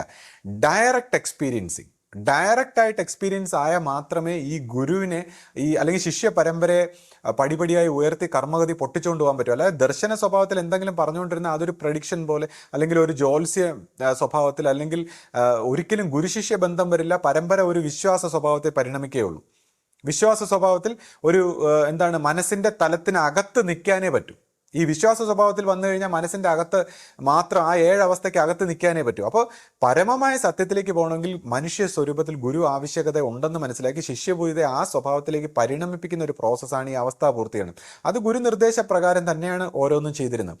അപ്പോൾ ആ സമയത്ത് ഈ യുവാവിനെ സെലക്ട് ചെയ്യാനുള്ള ഒരു കാരണം എന്താണെന്ന് വെച്ചാൽ, ഞാൻ മനസ്സിലാക്കിയത് ഇപ്പോൾ സ്ത്രീ ശരീരത്തിന് ഒരു കുറവുണ്ടെന്ന് നമ്മളിങ്ങനെ പറയുന്നു. അപ്പം ഞാനിവിടെ സ്ത്രീ വിരുദ്ധനൊന്നും അല്ല, ഞാൻ സ്ത്രീ പുരുഷ സമത്വത്തിന് അംഗീകരിക്കുന്ന വ്യക്തിയാണ്. കൂടാതെ ഇപ്പോൾ സ്ത്രീകൾ ഒരു പടി മുന്നിലെന്ന് പറഞ്ഞാൽ ഞാൻ അതിനും തയ്യാറാണ്. കാര്യം എന്നെ സംബന്ധിച്ച് ആര് മുന്നിലായാലും പിന്നിലായാലും എനിക്കൊരു പ്രശ്നമില്ല. ഇപ്പം നമ്മൾ ഈ പറയുന്നതിനൊക്കെ വേണമെങ്കിൽ സിംഹം പോയി കിടന്നുറങ്ങും, സ്ത്രീകൾ എല്ലാ കാര്യങ്ങളും മനോഹരമായിട്ട് നോക്കും, സമയാസമയങ്ങൾ വന്ന ഒരു അലർച്ചയുടെ ആവശ്യമേ ഉള്ളൂ. അപ്പോൾ ഞാൻ വേണമെങ്കിൽ അങ്ങനെ എല്ലാവരെയും അംഗീകരിച്ച് എല്ലാ ജോലിയും എല്ലാവർക്കും കൊടുത്തിട്ട് ഞാൻ പോയി ഒതുങ്ങി കിടക്കാൻ തയ്യാറാണ്. വല്ലപ്പോഴും വന്നൊരു അലർച്ചയുടെ ആവശ്യമല്ലേ ഉള്ളൂ. അപ്പോൾ ഞാൻ ഇതിനെ അംഗീകരിക്കാൻ തയ്യാറാണ്. എനിക്ക് ഒരു മേൽക്കോയ്മയുടെ ആവശ്യമില്ല. അപ്പം പക്ഷേ ഇവിടെ ആധ്യാത്മികതയിൽ ഇങ്ങനെ ഒരു കുറവുണ്ട്, അല്ലെങ്കിൽ ഒരു സ്റ്റെപ്പ് താഴെയാണ് എന്നിങ്ങനെ പറയുന്നു. അത് ഗുരു തന്നെ പറഞ്ഞതായിട്ട് നമ്മൾ കേട്ടിരിക്കുന്നു, അല്ലെങ്കിൽ ആധ്യാത്മിക ഗ്രന്ഥങ്ങളിലൊക്കെ അങ്ങനെ പറയുന്നത്. എന്തുകൊണ്ടാണ്? ഇപ്പം നമ്മൾ നോക്കിക്കഴിഞ്ഞാൽ ഇപ്പോൾ മോഡേൺ സയൻസ് തന്നെ പറയുന്നു സ്ത്രീകളിൽ എക്സ് ക്രോമസോമാണ് സ്ത്രീ റീപ്രൊഡക്റ്റീവ്, അതിനുള്ള ജീൻസും എല്ലാം ക്യാരി ചെയ്യുന്ന, അതിൻ്റെ സ്ത്രീകളുടെ മസിൽസ് മെമ്മറി എല്ലാം ക്യാരി ചെയ്യുന്ന എക്സ് ക്രോമസോംസ് ആണ്. പുരുഷന്മാരിൽ എക്സും വൈ ക്രോമസോംസ് ആണ്. അപ്പോൾ അവരുടെ പുരുഷൻ്റെ മസിൽസും എല്ലാം ക്യാരി ചെയ്യുന്ന വൈ ക്രോമസോംസ് ആണ്. അപ്പോൾ പുരുഷനിൽ സ്ത്രീയുടെ അംശവും പുരുഷൻ്റെ അംശവും പൂർണ്ണമായിട്ടുണ്ട്. സ്ത്രീയിൽ സ്ത്രീയുടെ അംശം മാത്രമേ ഉള്ളൂ. പുരുഷൻ്റെ എലമെൻറ്റ് കൊണ്ടുവരാൻ പാടാണ്. അപ്പോൾ ആ സാഹചര്യത്തിൽ ഈ ഒരു ഗുരുസ്ഥാനത്തിലേക്ക് ഉയർത്തുമ്പോൾ ഗുരു ഉപയോഗിച്ച ഒരു വ്യക്തിത്വമാണ് ഈ വ്യക്തിയെയും കൂടെ ഗുരു ആ പരമപ്രകാശത്തിനെ കൊണ്ടുവരുമ്പോൾ ഈ വ്യക്തിയെയും കൂടെ ഈ യുവാവിനെയും കൂടി അതിൽ ഉൾപ്പെടുത്തുകയുണ്ടായി. ഗുരു സെലക്ട് ചെയ്ത് ഉൾപ്പെടുത്തി. എന്തിനാണ്? അധികാര സ്വഭാവത്തിൽ പ്രവർത്തിപ്പിക്കാനും ഒരു പുരുഷ സാന്നിധ്യത്തിൻ്റെ ആവശ്യമുണ്ട്. അപ്പോൾ ഗുരുവായിട്ട് പ്രവർത്തിക്കുമ്പോൾ ഈ സ്ത്രീ സഹജമായ ഒരവസ്ഥയിൽ ഗുരുവായിട്ട് പ്രവർത്തിക്കുമ്പോൾ അധികാര സ്വഭാവത്തിൽ അനുസരിപ്പിക്കാനും ഒരാളെ ആവശ്യമുണ്ട്. ഇപ്പോൾ ഫൗണ്ടർ ഗുരുവിൻ്റെ കാലഘട്ടത്തിൽ തന്നെ ശിഷ്യ സമൂഹത്തെ എടുത്തു നോക്കിയാൽ ആരും അനുസരിക്കില്ലായിരുന്നു. ഗുരുവിനെ അനുസരിക്കാത്ത, ഇപ്പോൾ സന്യാസ സമൂഹത്തിൽ അന്നത്തെ നമ്മൾ പൊതുജനങ്ങൾ വളരെ ബഹുമാനത്തോടെ കാണുമ്പോഴും സന്യാസ സ്വഭാവത്തിൽ കൂടെയുള്ള വ്യക്തികൾ അനുസരിക്കാത്തതിൽ ഗുരുവിന് ഒരുപാട് വിഷമം ഉണ്ടായിരുന്നു. അതിപ്പോൾ നമ്മൾ നോക്കിക്കഴിഞ്ഞാൽ ഗുരുക്കന്മാരുടെ തീരാ ദുഃഖമാണിത്. ഇപ്പോൾ ശ്രീകൃഷ്ണൻ്റെ കാലഘട്ടത്തിൽ അദ്ദേഹത്തെ ആരും മാനിച്ചിരുന്നില്ല. ഇപ്പോൾ പഞ്ചപാണ്ഡവർ അനുസരിക്കുമെന്നൊക്കെ നമ്മൾ പറയുമ്പോഴും അവരും എപ്പോഴും ചോദ്യം ചോദിക്കായിരുന്നു. ധർമ്മപുത്രർ എപ്പോഴും ധർമ്മം പറയും, ഭീമൻ എപ്പോഴും ന്യായം പറയും, ദ്രൗപദി കൃഷ്ണ ഇങ്ങനെ ചെയ്യാമോ അങ്ങനെ ചെയ്യാമോ എന്നൊക്കെ ചോദിക്കും. അർജുനനാണെങ്കിൽ എപ്പോഴും സംശയം. അപ്പോൾ ശ്രീകൃഷ്ണന് പ്രവർത്തിക്കാൻ സാധിച്ചിട്ടില്ല എന്നുള്ളതാണ്. ആ ഗുരുവിന് പ്രവർത്തിക്കാൻ സാധിച്ചിട്ടില്ല. അതുപോലെ തന്നെ നമ്മുടെ ഗുരു പരമ്പരയിലും ഈ ശിഷ്യ സമൂഹത്തിലുള്ള സന്യാസിമാർ, അത് ടോപ്പായിട്ടുള്ള വ്യക്തികൾ പോലും അന്നത്തെ കാലത്ത് അനുസരിക്കാത്ത ഒരു വിഷമം ഉണ്ടായിരുന്നു. അപ്പോൾ അന്ന് ഗുരു വളരെ വിഷമിച്ച് പലപ്പോഴും സംസാരിക്കും. അപ്പോൾ അവിടെ അനുസരിപ്പിക്കാനും ഒരു ശിഷ്യൻ്റെ ആവശ്യകതയുണ്ട്. അത് ദൈവത്തിൻ്റെ നിയോഗമാണ്. അപ്പോൾ ഇദ്ദേഹത്തെ ആ ഒരു എലമെന്റിൽ, ഇദ്ദേഹത്തിന് ആ ഒരു സങ്കല്പത്തിൽ ഗുരുപ്രകാശം പകർന്നു കൊടുത്തു. എന്നാൽ ശിഷ്യപൂജിതയിലൂടെ സ്നേഹിക്കാനും സ്നേഹിപ്പിക്കാനും ആ ഗുരുവിൻ്റെ യഥാർത്ഥ വർക്ക് ശിഷ്യപൂജിതയിലൂടെയും, എന്നാൽ ഇങ്ങനെ ഒരു എലമെന്റ് എന്ന് കൂടാതെ ആ പരമ്പരയിലൂടെ ശിഷ്യഗണത്തിലൂടെ പലരെയും സഹകരിപ്പിക്കാനും സഹകരിക്കാനും സംഘടിപ്പിക്കാനും സംഘാടകനാകാനും പിന്നെ അങ്ങനെ ഓരോ കാര്യങ്ങൾക്കായിട്ട് ഓരോ ശിഷ്യ എലമെന്റുകൾ, പുരുഷ സ്വഭാവത്തിലൊക്കെയുള്ള എലമെന്റിലൂടെ ഗുരു പ്രവർത്തിച്ചിരുന്നു. അപ്പോൾ ഇവിടെ ഇദ്ദേഹത്തിലൂടെ ഗുരുവിൻ്റെ ഒരു എലമെന്റ് പ്രവർത്തിച്ചു എന്നുള്ള ആ പരമപ്രകാശത്തിനെ ഇദ്ദേഹത്തിലും കൂടി കുറച്ച് പകർന്നു കൊടുത്തിരുന്നു എന്നുള്ള ഒരു കാര്യം നമ്മൾ ശ്രദ്ധിച്ചാൽ മനസ്സിലാകുന്നതാണ്. എന്നാൽ അതേ സമയത്ത് തന്നെ ഈ പ്രവൃത്തിയെ തടുക്കാനായിട്ട് അദ്ദേഹത്തിൽ ഒരു സൂക്ഷ്മ പൈശാചികത്തിൻ്റെ ആക്രമണവും ഉണ്ടായി. അതായത് ഗുരു എല്ലാ നിയമങ്ങളെയും ബൈപ്പാസ് ചെയ്തുകൊണ്ട് ഇങ്ങനെ ഒരു ശിഷ്യ സമൂഹത്തെ, പരമ്പരയെ പടുത്തുയർത്താൻ ശ്രമിച്ചപ്പോൾ ഇതിനെ തടുക്കാനായിട്ട് ഈ പൈശാചികത്വങ്ങൾ ഇദ്ദേഹത്തിൻ്റെ മേൽ ആക്രമിക്കുകയുണ്ടായി. കാരണം ഇപ്പോൾ ശിഷ്യപൂജയെ സംബന്ധിച്ച് ആധ്യാത്മികമായി പരിപക്വമായ, ഗുരുവിനോടൊപ്പം പരിപക്വമായ എല്ലാ പൂർണ്ണതകളും വാങ്ങിച്ചും ക്ലിയർ ആയിട്ടുള്ള ഒരു ശരീര മനസ്സുകളായതുകൊണ്ട് ശിഷ്യപൂജയിൽ ഒരു ആക്രമണവും സംഭവിച്ചില്ല. എന്നാൽ ഇദ്ദേഹത്തെ സംബന്ധിച്ച് പെട്ടെന്ന് സെലക്ട് ചെയ്തതാണ് ഒരു വ്യക്തിത്വത്തെ, ഒരു പ്രത്യേക ക്വാളിറ്റി കണ്ടിട്ട് ഗുരു ഭരിക്കാനും, അല്ലെങ്കിൽ ഇന്നത്തെ രാഷ്ട്രീയ സ്വഭാവത്തിലൊക്കെ ഉള്ള വ്യക്തികളെ പോലെ ഭരിക്കാനും നിയന്ത്രിക്കാനുമുള്ള ചില പ്രത്യേക ക്വാളിറ്റി കണ്ടിട്ട് ഇദ്ദേഹത്തെ സെലക്ട് ചെയ്തപ്പോഴും ഇദ്ദേഹം വർഷങ്ങളായിട്ടുള്ള ആധ്യാത്മിക പരിണാമത്താൽ അദ്ദേഹത്തിൻ്റെ ശരീര മനസ്സുകളെ ഇതിനനുസരിച്ച് മാച്ച് ചെയ്യാത്തതുകൊണ്ട് ഇദ്ദേഹത്തിൽ ഒരു പൈശാചികത്വം പ്രവർത്തിച്ചു. ആ സമയത്ത് അദ്ദേഹത്തെ അറ്റാക്ക് ചെയ്തു. അപ്പോഴും ഗുരു എന്ത് ചെയ്തു? ഗുരു അതിനും ഒരു വഴി കണ്ടെത്തി. അതായത് അദ്ദേഹത്തിനെ എപ്പോഴും സദാ ഗുരുവിൻ്റെ മേൽനോട്ടത്തിൽ, നിയന്ത്രണത്തിൽ, ഗുരുവിൻ്റെ സാമീപ്യത്തിൽ നിർത്തിക്കൊണ്ട് ഈ പൈശാചികത്തിനെ എപ്പോഴും തളർത്തിയിടുമായിരുന്നു ഗുരു. അതായത് ഈ പൈശാചികത്വത്തിന് പ്രവർത്തിക്കാൻ സമ്മതിക്കാതെ, അദ്ദേഹത്തിനെ കീഴ്പ്പെടുത്താൻ സമ്മതിക്കാതെ ഗുരു അങ്ങനെ ഒരു വഴിയിലൂടെ കണ്ടു. അങ്ങനെ ആ രീതിയിൽ ഗുരുശിഷ്യ പാരസ്പര്യത്തിൽ അദ്ദേഹം പരമ്പരയെ നയിക്കുന്നതും നിയന്ത്രിക്കുന്നതും ഒക്കെ നമ്മൾ കണ്ടിട്ടുണ്ട്. ആ കാലത്തെല്ലാം നമുക്ക് അതിൻ്റെതായ ഒരു നേട്ടവും ഉയർച്ചയൊക്കെ ഉണ്ടായിരുന്നു. അപ്പോൾ അങ്ങനെ ഒരു സാഹചര്യത്തിൽ വരുമ്പോൾ ഇപ്പോൾ അദ്ദേഹത്തിൽ നിന്ന് വരുന്ന ചില ദേഷ്യങ്ങളോ അല്ലെങ്കിൽ എന്തെങ്കിലും ചില സ്വഭാവത്തിലുള്ള വ്യത്യാസമോ ഒക്കെ വരുമ്പോൾ ഗുരു ഇതിനെ കാര്യമാക്കിയിരുന്നില്ല. കാര്യം ഇങ്ങനത്തെ ഈ അന്തർയാമികൾ ഇദ്ദേഹത്തിനെ മാത്രമല്ല മറ്റെല്ലാ വ്യക്തികളെയും, ആരുടെയും മനസ്സിനെ, ആധ്യാത്മികതയിൽ ഉയർന്നു പോകുന്ന ആരെയും കീഴ്പ്പെടുത്തുന്നതാണ് ഈ അന്തർയാമികൾ. പക്ഷെ അവിടെയും ഗുരു കാരുണ്യമുണ്ടെങ്കിൽ, അല്ലെങ്കിൽ ഗുരുവാക്കനുസരിച്ച് കഴിഞ്ഞാൽ ഇതിൻ്റെ എല്ലാം ശക്തി ക്ഷയിച്ചു പോകുന്നുള്ളതാണ്. അപ്പോൾ ഇദ്ദേഹത്തിൻ്റെ ചില ദേഷ്യങ്ങളോ അല്ലെങ്കിൽ മറ്റ് പ്രവർത്തനങ്ങളോ ഇതിനെയൊക്കെ ചില ആൾക്കാരെല്ലാം ഇങ്ങനെ കുറ്റം പറയുമ്പോൾ അതെല്ലാം ഗുരു കാരുണ്യത്തോടെ കണ്ടിരുന്നു എന്നുള്ളതാണ്. അപ്പോൾ ഇതിനെയൊക്കെ നമ്മൾ മനസ്സിലാക്കണം, ഗുരുവിൻ്റെ ആ കാരുണ്യം. കൂടാതെ ഇപ്പം ഈ വ്യക്തി പ്രവർത്തിക്കുമ്പോൾ, അദ്ദേഹം ഒരു ആശ്രമത്തിനെ നടപ്പും പ്രവർത്തിപ്പിക്കുമ്പോൾ അദ്ദേഹത്തിന് കൂട്ടായിട്ട് ആരുമില്ല എന്നുള്ളതാണ്. അദ്ദേഹത്തിന് പറഞ്ഞു കൊടുക്കാൻ ആരുമില്ല. കാര്യം അദ്ദേഹത്തിൻ്റെ സീനിയറായിട്ടുള്ള ഈ പുരുഷ സന്യാസിമാരെല്ലാം അദ്ദേഹത്തിനെ എങ്ങനെയെങ്കിലും തകർക്കാനും താഴ്ത്തിക്കെട്ടാനും നശിപ്പിക്കാനുമാണ് ശ്രമിച്ചിട്ടുള്ളത്. അസൂയ കൊണ്ട് നമ്മുടെ പരമ്പരയിൽ നടന്നിട്ടുള്ള കാര്യമാണ്. ഒന്ന് ആലോചിച്ചേ, അദ്ദേഹത്തിന് സീനിയറായിട്ടുള്ള ആരും ഒന്നും പറഞ്ഞു കൊടുക്കുന്നില്ല, അല്ലെങ്കിൽ അദ്ദേഹത്തെ താഴ്ത്തിക്കെട്ടാൻ നോക്കുന്നു, അദ്ദേഹത്തെ ഉപദ്രവിക്കാൻ നോക്കുന്നു, അദ്ദേഹത്തെ അപമാനിക്കാൻ നോക്കുന്നു. അദ്ദേഹം സ്വന്തം ബുദ്ധിയിൽ പ്രവർത്തിക്കുന്നു. അദ്ദേഹത്തിന് ഇത് ആരും പറഞ്ഞു കൊടുക്കാനില്ല. അങ്ങനെ അദ്ദേഹത്തിന് കഴിയുന്ന രീതിയിൽ, അദ്ദേഹത്തിനെ കൊണ്ട് പറ്റുന്ന രീതിയിൽ പ്രവർത്തിച്ചു, അദ്ദേഹത്തിന് അറിയാവുന്ന രീതിയിൽ പ്രവർത്തിച്ചു, അദ്ദേഹത്തിൻ്റെ സംഘടനാ രീതിയിൽ പ്രവർത്തിച്ചു. അദ്ദേഹത്തിനെ കൊണ്ട് പറ്റുന്ന രീതിയിൽ കാര്യങ്ങളൊക്കെ നമ്മൾ ഇന്ന് കാണുന്ന ഒരു രൂപത്തിൽ ഏകദേശം എത്തിപ്പെട്ടു എന്നുള്ളതാണ് നമ്മൾ. അപ്പം ഇനി എന്താണ് പരിവർത്തനം വരുത്തേണ്ടത്? സ്നേഹത്തോടെ പറഞ്ഞു കൊടുക്കാൻ. ഇപ്പോൾ ഗുരു സ്വഭാവത്തിൽ ഇപ്പോൾ ഗുരുവാക്കനുസരിച്ചുകൂടെ, നമ്മളെല്ലാവരും ചോദിക്കും ഗുരുവാക്കനുസരിച്ചാൽ പോരെ, പ്രശ്നം തീർന്നു. ശരിയാണ്, ഗുരുവാക്ക് കറക്റ്റ് അനുസരിച്ച് പോയി കഴിഞ്ഞാൽ ഒരു പ്രശ്നമില്ല. ഗുരുവിൻ്റെ വാക്കിൽ നിന്ന് കഴിഞ്ഞാൽ ഒരു പ്രശ്നമില്ല. അത് ഗുരുവിനോടൊപ്പം പ്രവർത്തിച്ചിട്ടുള്ളവർക്കേ അറിയൂ. ഗുരുവാക്കനുസരിച്ച് ഒരു മനുഷ്യന് പ്രവർത്തിച്ച് പോവുക എന്നുള്ള അവനെ സംബന്ധിച്ച് അത് ലൈഫ് ആൻഡ് ഡെത്ത് പോലുള്ള ചലഞ്ചാണ്. ഗുരു കർമ്മഗതി പൊട്ടിക്കുന്ന, അല്ലെങ്കിൽ ഗുരുവിൻ്റെ നിയന്ത്രണങ്ങൾ എപ്പോഴും നമ്മുടെ ഒരു സ്വഭാവത്തിനും ചിന്തയ്ക്കും നമ്മുടെ പ്രവൃത്തിക്കും ഒക്കെ അതീതമായിരിക്കുന്നത് കൊണ്ടും ഇത് സകല അന്തർയാമികളും പൈശാചികങ്ങളും ഇതിനെതിരായതുകൊണ്ടും ഇതിനനുസരിച്ച് പ്രവർത്തിച്ചു പോകാൻ വളരെ ബുദ്ധിമുട്ടാണ്. അപ്പോൾ അദ്ദേഹത്തിനും നമ്മളെ പോലത്തെ മനുഷ്യനാണ്. അദ്ദേഹം വളരെ വർഷക്കാലമായിട്ട് ശിഷ്യ പരമ്പരയിൽ നിന്ന് പ്രവർത്തിച്ച് ആ ഒരു അവസ്ഥയിലൊന്നും എത്തിയിട്ടുള്ള ആളല്ല. അപ്പോൾ അദ്ദേഹത്തിന് മനുഷ്യൻ്റേതായിട്ടുള്ള കുറവുകൾ വന്നിട്ടുണ്ട്, അല്ലെങ്കിൽ ദേഷ്യം വന്നിട്ടുണ്ട്, അല്ലെങ്കിൽ പ്രവർത്തനത്തിൽ അപാകതകൾ വന്നിട്ടുണ്ട്. അദ്ദേഹത്തിൽ ഒരുപാട് ശരികൾ സംഭവിച്ചിട്ടുണ്ട്, തെറ്റുകളും സംഭവിച്ചിട്ടുണ്ട്. അപ്പോൾ ഇതിനെല്ലാം കാരുണ്യത്തോടെ കാണാനും അദ്ദേഹത്തിന് വേണ്ടി പ്രാർത്ഥിക്കാനും അദ്ദേഹത്തെ തിരുത്തിയെടുക്കാനും പരമ്പരയ്ക്ക് ഉപയോഗപ്പെടുത്താനും ഇതാണ് നമ്മൾ ശ്രമിക്കേണ്ടത്. ഓരോ വ്യക്തികളും നമ്മൾ വിശ്വാസം, പക്ഷേ നമ്മളെ സംബന്ധിച്ച് നമ്മുടെ അസൂയ സ്വഭാവത്തിൽ ചിന്തിച്ച് എല്ലാവരെയും നശിപ്പിക്കുക, തള്ളിയിടുക.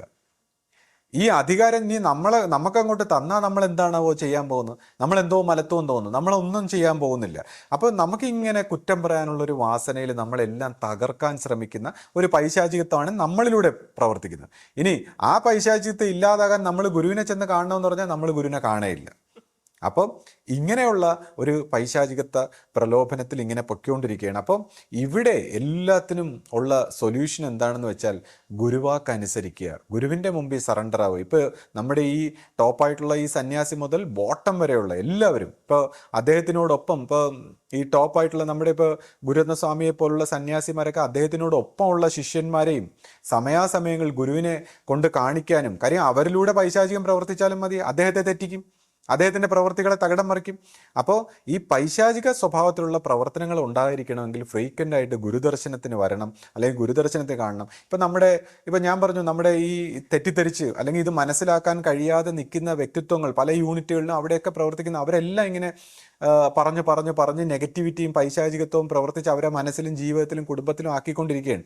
അപ്പോൾ ഇത്തരത്തിലുള്ള വ്യക്തികളെല്ലാം ഈ ഗുരുസംസർഗത്തിനെ പ്രയോജനപ്പെടുത്തി ഈ പൈശാചികത്വത്തിൽ നിന്ന് മോചനം നേടി ശാന്തിയും സമാധാനത്തോടെയും നന്മ കാണാനും ചിന്തിക്കാനും പ്രവർത്തിക്കാനും, ഈ പറയുന്ന ഞാൻ പ്രവർത്തിച്ചോളാം എന്ന് പറയാതെ ഓരോ സ്ഥലത്തും ചെന്ന് കുമ്പിട്ടുകൊണ്ട് എങ്ങനെ പ്രവർത്തിക്കണമെന്ന് ചോദിക്കാനും അത് പ്രവർത്തിച്ച് മുന്നേറാനും ഒക്കെ കഴിയണം. പിന്നെ അദ്ദേഹത്തെ പലരും വിമർശിക്കുന്ന ഞാൻ കണ്ടിട്ടുണ്ട്, അദ്ദേഹത്തിൻ്റെ ആ ഒരു ഗാംഭീര്യവും അദ്ദേഹത്തിൻ്റെ ആ നടത്തവും അല്ലെങ്കിൽ ഭാവവും.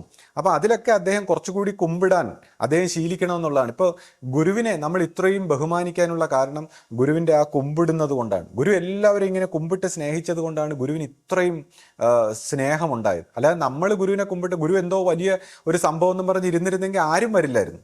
പക്ഷെ ഗുരു ഇങ്ങനെ എല്ലാവരെയും സ്നേഹിക്കുകയും കുമ്പിടുന്നതും കണ്ടുകൊണ്ടാണ് ഗുരുവിനെ ഇത്രയും പേര് ദൈവമായിട്ട് കാണുന്നത്. ഇപ്പം നമ്മുടെ തന്നെ ഇപ്പോൾ കേരളത്തിൽ മുൻ മുഖ്യമന്ത്രിയായിരുന്ന ഉമ്മൻചാണ്ടി സാറിനെ, അദ്ദേഹത്തിനെ ഭരണപക്ഷവും പ്രതിപക്ഷവും ജനങ്ങളെല്ലാം വളരെ ബഹുമാനത്തോടെ കണ്ടിരുന്ന അദ്ദേഹത്തിൻ്റെ ആ കുമ്പിടുന്ന സ്വഭാവം കൊണ്ടാണ് ഇന്നും അദ്ദേഹത്തെ വളരെ മാന്യതയോടെ കാണുന്നത്.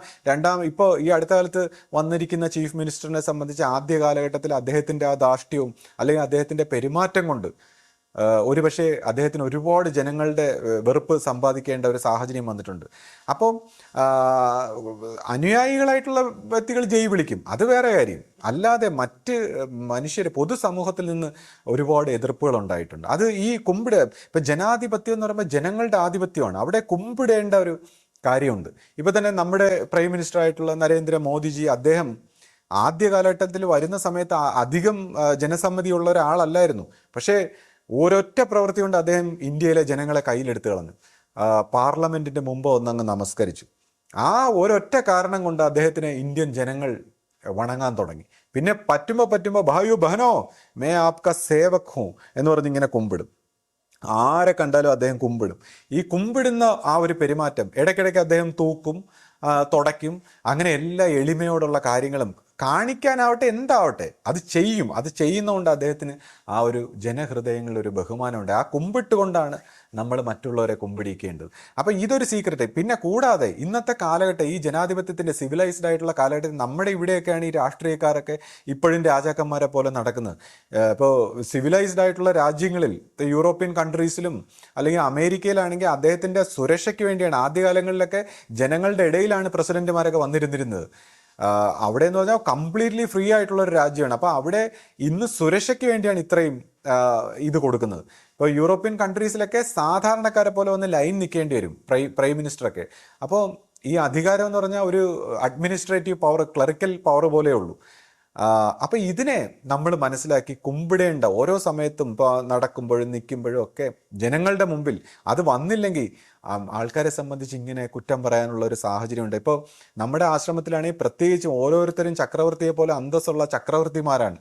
അപ്പം അവരുടെ മുമ്പ് ആ രാജാവാകാൻ ആരും സമ്മതിക്കില്ല, ഒരു രാജാവാകാൻ അവരാരെയും സമ്മതിക്കില്ല. അപ്പോൾ ചിലർ ഈ രാഷ്ട്രീയക്കാരുടെ പുറകെ നടക്കുന്ന പോലുള്ള ആൾക്കാർ വന്ന് നിൽക്കുമെന്ന് ഒഴിച്ചാൽ ഈ സീരിയസ് ആയിട്ടുള്ള ഒരു ഡിവോട്ടീസും രാജാവാകാൻ സംഭവിക്കില്ല. പക്ഷേ ഒരു വേള അവരെ കുമ്പിട്ട് കഴിഞ്ഞാൽ അവർ തിരിച്ചു കുമ്പിടും. ഗുരുവിനെ വണങ്ങിക്കഴിഞ്ഞാൽ, ഗുരുവിനെ അനുസരിച്ച് കഴിഞ്ഞാൽ പിന്നെ അവർ വേണമെങ്കിൽ പാദത്തിൽ നമസ്കരിക്കും. അപ്പം ഇതാണ് നമ്മുടെ ഒരു സീക്രട്ട്, ഈ പരമ്പരയുടെ ഒരു സീക്രട്ട്. അത് എല്ലാവരും മനസ്സിലാക്കുക. പരസ്പരം ആ ബഹുമാനം, സ്നേഹ, ബഹുമാന, ആദരവ്, ഗുരുവാക്ക് അനുസരിക്കേണ്ട, അന്ധമായി ഗുരുവാക്ക് അനുസരിക്കേണ്ട ഒരു കാര്യം. അത് നമ്മുടെ ഈ സന്യാസ സമൂഹത്തിലും ഗൃഹസ്ഥ സമൂഹത്തിലും ഗുരു പറഞ്ഞിട്ടുള്ളത് ഇത് ദൈവത്തിൻ്റെ മാർഗമാണ്, ഇതിനെ തെറ്റിച്ചാൽ എന്ന് ഗുരു പറഞ്ഞിട്ടുണ്ട്. ഇപ്പം ശിഷ്യപൂജ കഴിഞ്ഞ ദിവസം നമ്മുടെ പിന്നെ ജന്മദിന സന്ദേശത്തിൽ പറഞ്ഞിരിക്കുന്നു, ഈ മനുഷ്യ ലോകം നേരിടാൻ പോകുന്ന കെടുതികൾ ഒരുപാട് നമ്മുടെ ഗുരു പ്രവചിച്ചിട്ടുണ്ട്, ഒരുപാട് മഹാത്മാക്കൾ പ്രവചിച്ചിട്ടുണ്ട് ഈ കാലഘട്ടത്തിൽ വരാൻ പോകുന്ന യുദ്ധങ്ങളും പ്രകൃതിക്ഷോഭങ്ങളെയും കുറിച്ച്. അപ്പോൾ ഒരു വേള ഈ സത്യത്തിൻ്റെ, പരമമായ ആ സത്യത്തിൻ്റെ ഒരു മെസ്സേജ് ലോകത്തിലേക്ക് എത്തിയാൽ, ജനങ്ങൾ ഈ ഏകം സത്യമായ ദൈവത്തെ ആരാധിച്ചു തുടങ്ങിയാൽ ഇതെല്ലാം പ്രകൃതി ശാന്തമാകും, മനുഷ്യൻ നന്മയുള്ളവരാകും, സ്നേഹമുള്ളവരാകും. അപ്പോൾ ആ ഒരു സത്യത്തിൻ്റെ വെളിച്ചം പ്രവർത്തിപ്പിക്കാൻ, ഈ പ്രപഞ്ചത്തിൻ്റെ താളത്തെ തിരിച്ചു കൊണ്ടുവരാൻ ഏൽപ്പിച്ചിരിക്കുന്ന നമ്മളെ, ഓരോ പ്രാർത്ഥനകളും സങ്കല്പങ്ങളും ഈ പ്രപഞ്ചത്തെ ശാന്തമാക്കാൻ വേണ്ടിയുള്ളതാണ്. ശാന്തിഗിരിയുടെ ഓരോ പ്രാർത്ഥനാ സങ്കല്പങ്ങളും. അപ്പോൾ ഇതിനു വേണ്ടി നിയോഗിക്കപ്പെട്ട നമ്മൾ ഇവിടെ നിന്ന് തെറ്റിച്ചാൽ, അഹങ്കാരം കാണിച്ചാൽ, ജാട കാണിച്ചാൽ, അല്ലെങ്കിൽ നമ്മൾ തെറ്റായിട്ട് പ്രവർത്തിച്ചാൽ, ഇവിടെയുള്ള നമ്മളെ കാത്തിരിക്കുന്ന വലിയ നരകങ്ങളാണ്. ഓരോ വ്യക്തികളും വല്ല കല്ലും മണ്ണും പാറയൊക്കെ ആയിപ്പോവും അടുത്ത ജന്മങ്ങളിൽ. കാര്യം പിന്നെ ഒന്നേന്ന് പരിണമിക്കേണ്ടി വരും. പക്ഷെ ഇവിടെ നിന്ന് പ്രവർത്തിച്ച് ഇതിനെ ശരിയാക്കിയെടുത്താൽ, ഗുരുവാക്കനുസരിച്ച് ഇതിനെ ശരിയാക്കി അതിൻ്റെ പൂർണ്ണതയിലേക്ക് പോയാൽ ഓരോരുത്തരും രത്നങ്ങളും ഗുരുക്കന്മാരിൽ ഏറ്റവും ശോഭയുള്ളവരും ആയി മാറും, എക്കാലവും പ്രകീർത്തിക്കപ്പെടുന്നവരുമായി മാറും. അങ്ങനെയുള്ള ഒരു നന്മയാണ് ഗുരു തന്നേക്കുന്നത്. അപ്പോൾ ഓരോരുത്തരും അതിൻ്റെ ആ ഒരു കാര്യം മനസ്സിലാക്കി പ്രവർത്തിച്ച് മുന്നേറാൻ ഗുരു കാരുണ്യം ഉണ്ടാകട്ടെ എന്ന് പ്രാർത്ഥിക്കുന്നു. സദ്ഗുരുവേ ശരണം. സദ്ഗുരുവേ ശരണം.